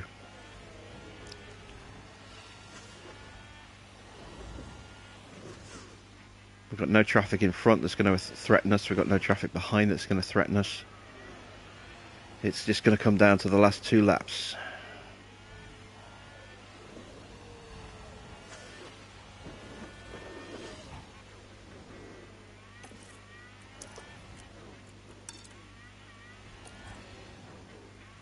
Here we go.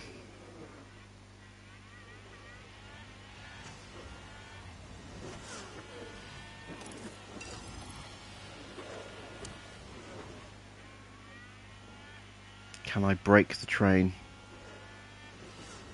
And a new position, just gained by Williams. Ah, it's close. I need a little bit I more. think there's been a lockup.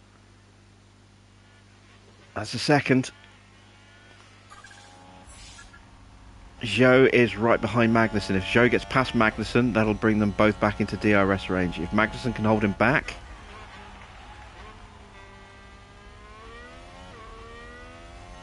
He is, he's fighting him off.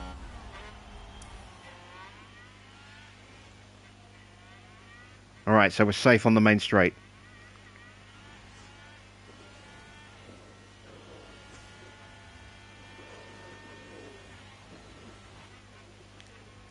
Which means we're safe for the rest of this lap as well. We've got a 1.5 second lead. As long as we don't do anything stupid, Alex, then 12th place is ours.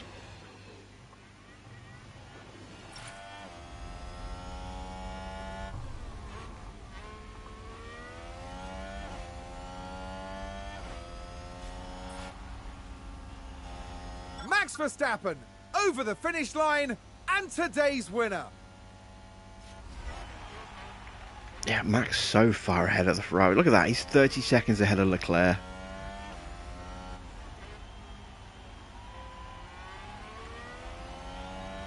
That's crazy.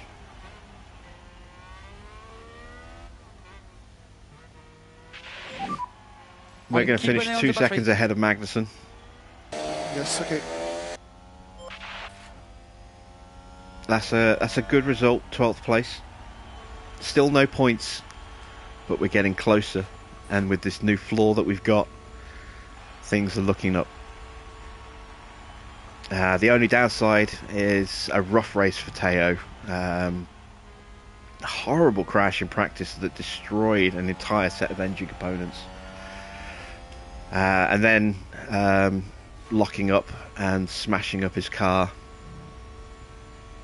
in early in the race before the first round of pit stops. So we decided to just retire the car because he would have been so far behind by the time we got back to the pits.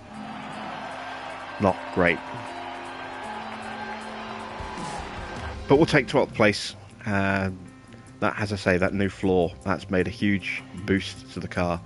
In terms of race pace, nearly half a second. So that's encouraging. We are comfortably able to beat the Aston Martins in terms of pace this weekend. We even had the pace to beat the Haas cars. Not quite, and Yuki as well. Just didn't quite have the pace to beat Zhou or Ricciardo. I think we might possibly have had a chance with Ricciardo if he'd been isolated. But 12th is a good finish. It's going to cement us even further into 9th place. Still no more points for Haas, but with those 8 points, they are still above us. We need a good points finish to move up a place here. Not much in the way of points for Teo. He has a good race. He got a few overtakes in before he got taken out. An exceptional race for Alex. Look at those failed overtake attempts, 39 of them. That's 39 points there. Got a really good run through that race. We got our qualifying position streak, even though that was the first time we've actually managed to get one car into the top 15, and the streak was for 2 cars. So it's still busted, but it's still paying out at 1.1 million. I'll quite happily take that. We didn't have any other incentives that we could do. We didn't gamble on positions because I didn't know what the floor would do, but now we do know. That's something we can definitely think about for Monaco and for Baku. Baku is going to be great, for Baku, that floor. Before we go, let's tidy everything up. So let's take a look at our inbox. We exceeded expectations brilliantly. While they haven't earned points this season so far, there's a lot of conversation around Williams this year. The world is watching their progress carefully. Let's start manufacturing these floors. Next race is in 4 days, so I'm going to need to rush a floor. Let's confirm. I think it's a 2-week break between Monaco and Baku. Let's back out for a second. Check the calendar. Oh, no, stop. Oh, the CFD simulator's done. Ah, yes, of course. Now we can start work on the next upgrades. So that's what I meant to do. Yes, it is a 2-week break between Monaco and Baku. So let's go to the warehouse. Chassis, we're down to just 2 chassis now. And I have a new chassis on the way tomorrow, don't I? No, it was the floor and side pods. So yeah, we're going to need to build a couple of new chassis.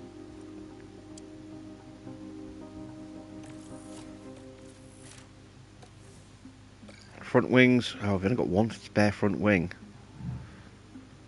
Damn it. I can only build 2 parts. Can I do 3 manufacturing? Let me check my facilities. My factory, I can do 3 car manufacture parts. Okay, so I can build the stuff I need. Good. So I need to work on the underfloor. I only have the 1. I want to manufacture for 3 days to go now, so I'm going to have to... I can't even rush anymore. I'm going to have to emergency manufacture. I'm going to manufacture 2 emergency, It's a little pricey, but I want a spare going into Monaco, and then because we're probably not going to get any more floor upgrades this season, we're going to manufacture 2 at a normal speed, so we've got 2 spares. Or 2 more spares, as I should say. Suspension. We desperately need new suspension parts. I don't have manufacturing capacity. What?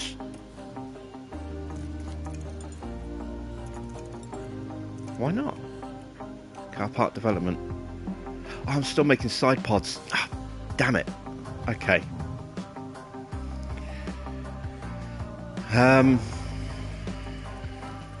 Okay, so if the suspension does break, we have got older suspensions that we can put on. If we lose a front wing, we're in real trouble. I can't even emergency manufacture. So this could be a big problem. If I'd realised, I would have... I'm going to have to cancel. I'm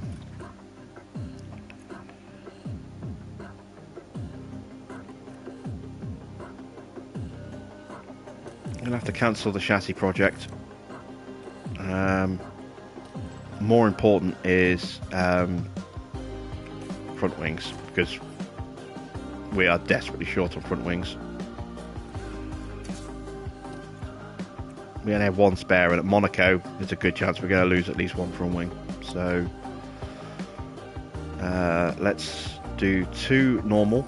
That'll give us 2 spares in total.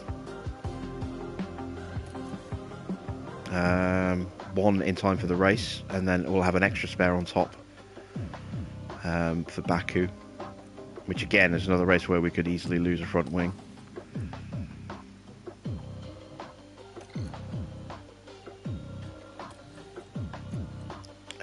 Car 2 build. It's not car 2, it's car 1 I need. Car 1. I did put the underfloor on there, okay. Chassis. Both cars are running the current new chassis. I'm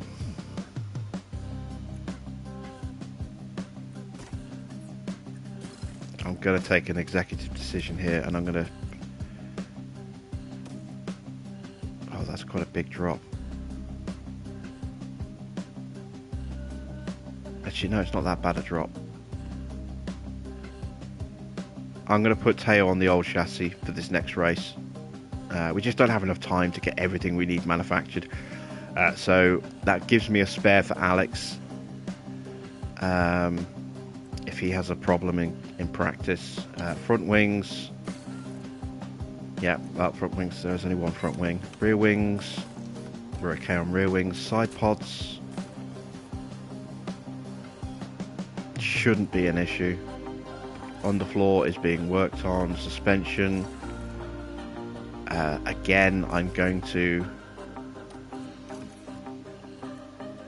put the older suspension onto Teo's car, just because we're so short on parts.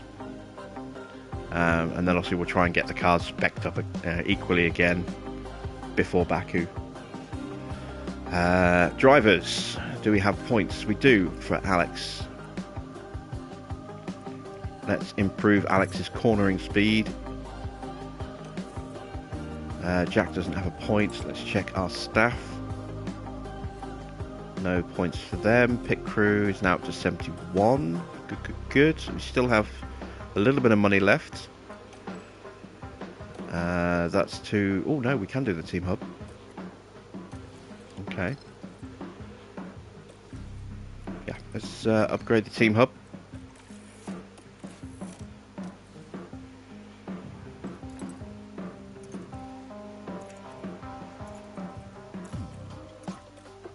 Let's go to emails, CFD sim. Oh crap. I completely forgot about that. I wouldn't have upgraded the facility because now we can't go ahead and do what we would need to do with parts. So we'll have to do new parts after Monaco in terms of designing new parts. How long until I get my new design facility? 72 days. What point is that going to be on our calendar?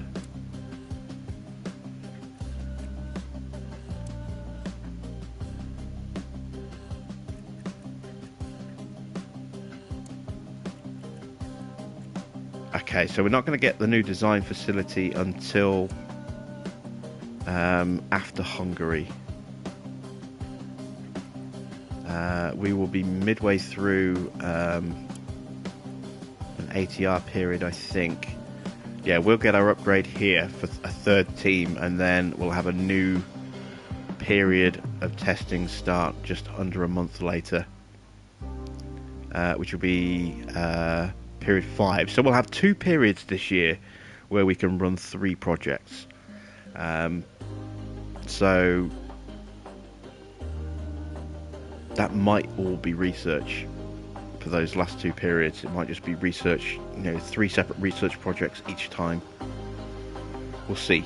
I might go 2 projects and a part for the car in period 5, and then 3 research projects in period 6. I would like to get some research done now, but the car is almost at a point where we can challenge for points. Almost. So I do kind of want to push it a little bit further if I can.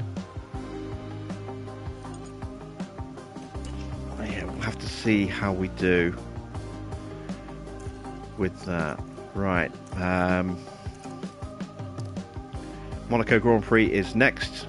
It's telling us to do race prep, which we shall do tomorrow when we do our next live stream. So that's it for tonight. We had some drama. We had a race where we threw away a good chance at getting our first points through a little bit of impetuousness with the wet race at Miami, and then we had all sorts of disasters happening for Teo Pourchaire. I tell you what, I'm glad I didn't put the new underfloor on his car. I'm glad I put it on Alex's car. Alex coming home in 12th. A strong race, even though we didn't get points. It was definitely a strong performance, which is encouraging for the rest of the season as we move forward. So tomorrow night we'll be on Monaco and then Baku, and hopefully points aren't too far away. Hopefully. We might not get any tomorrow. Maybe a safety car at Monaco might help us. Maybe safety cars at Baku might help us. We shall see. Both of those circuits are circuits where you're going to get at least one VSC or safety car. Maybe even multiples. And we're getting to the point as well where some engines are going to be a bit knackered. So we may see a drop off in performance for some of the other cars around us while they're running out an old engine. And then I think we've got Canada after Baku. Canada has traditionally been a circuit where it's been very easy to do well. I'm curious to see how well we're going to do at Canada with this new patch. It could be a little bit harder, but if we can sneak in a small upgrade to the car by Canada, which is 3 weeks away. No, we're not going to be able to, but we can probably sneak a quick one in around about Silverstone, or definitely for Austria, which will maybe give us a little bit more of a speed boost. We might be looking at points at Canada. That is traditionally where most people get their first points with Williams. But again, the patch has really changed the tyres, so anything could happen. There we could do really well, we could really struggle. We will have to wait and see. I'll be back tomorrow with Monaco and then Baku. So about the same sort of time, around 10:30 in the evening. The new construction simulator video goes live in just over 10.5 hours. No, just over 9.5 hours. So do check that out when that goes live. And then hopefully we'll have daily construction simulator videos every day as well. So until tomorrow night with the stream for the next 2 races of our Williams career. Thanks for watching. I am Jim Bob, and I will see you all again very soon.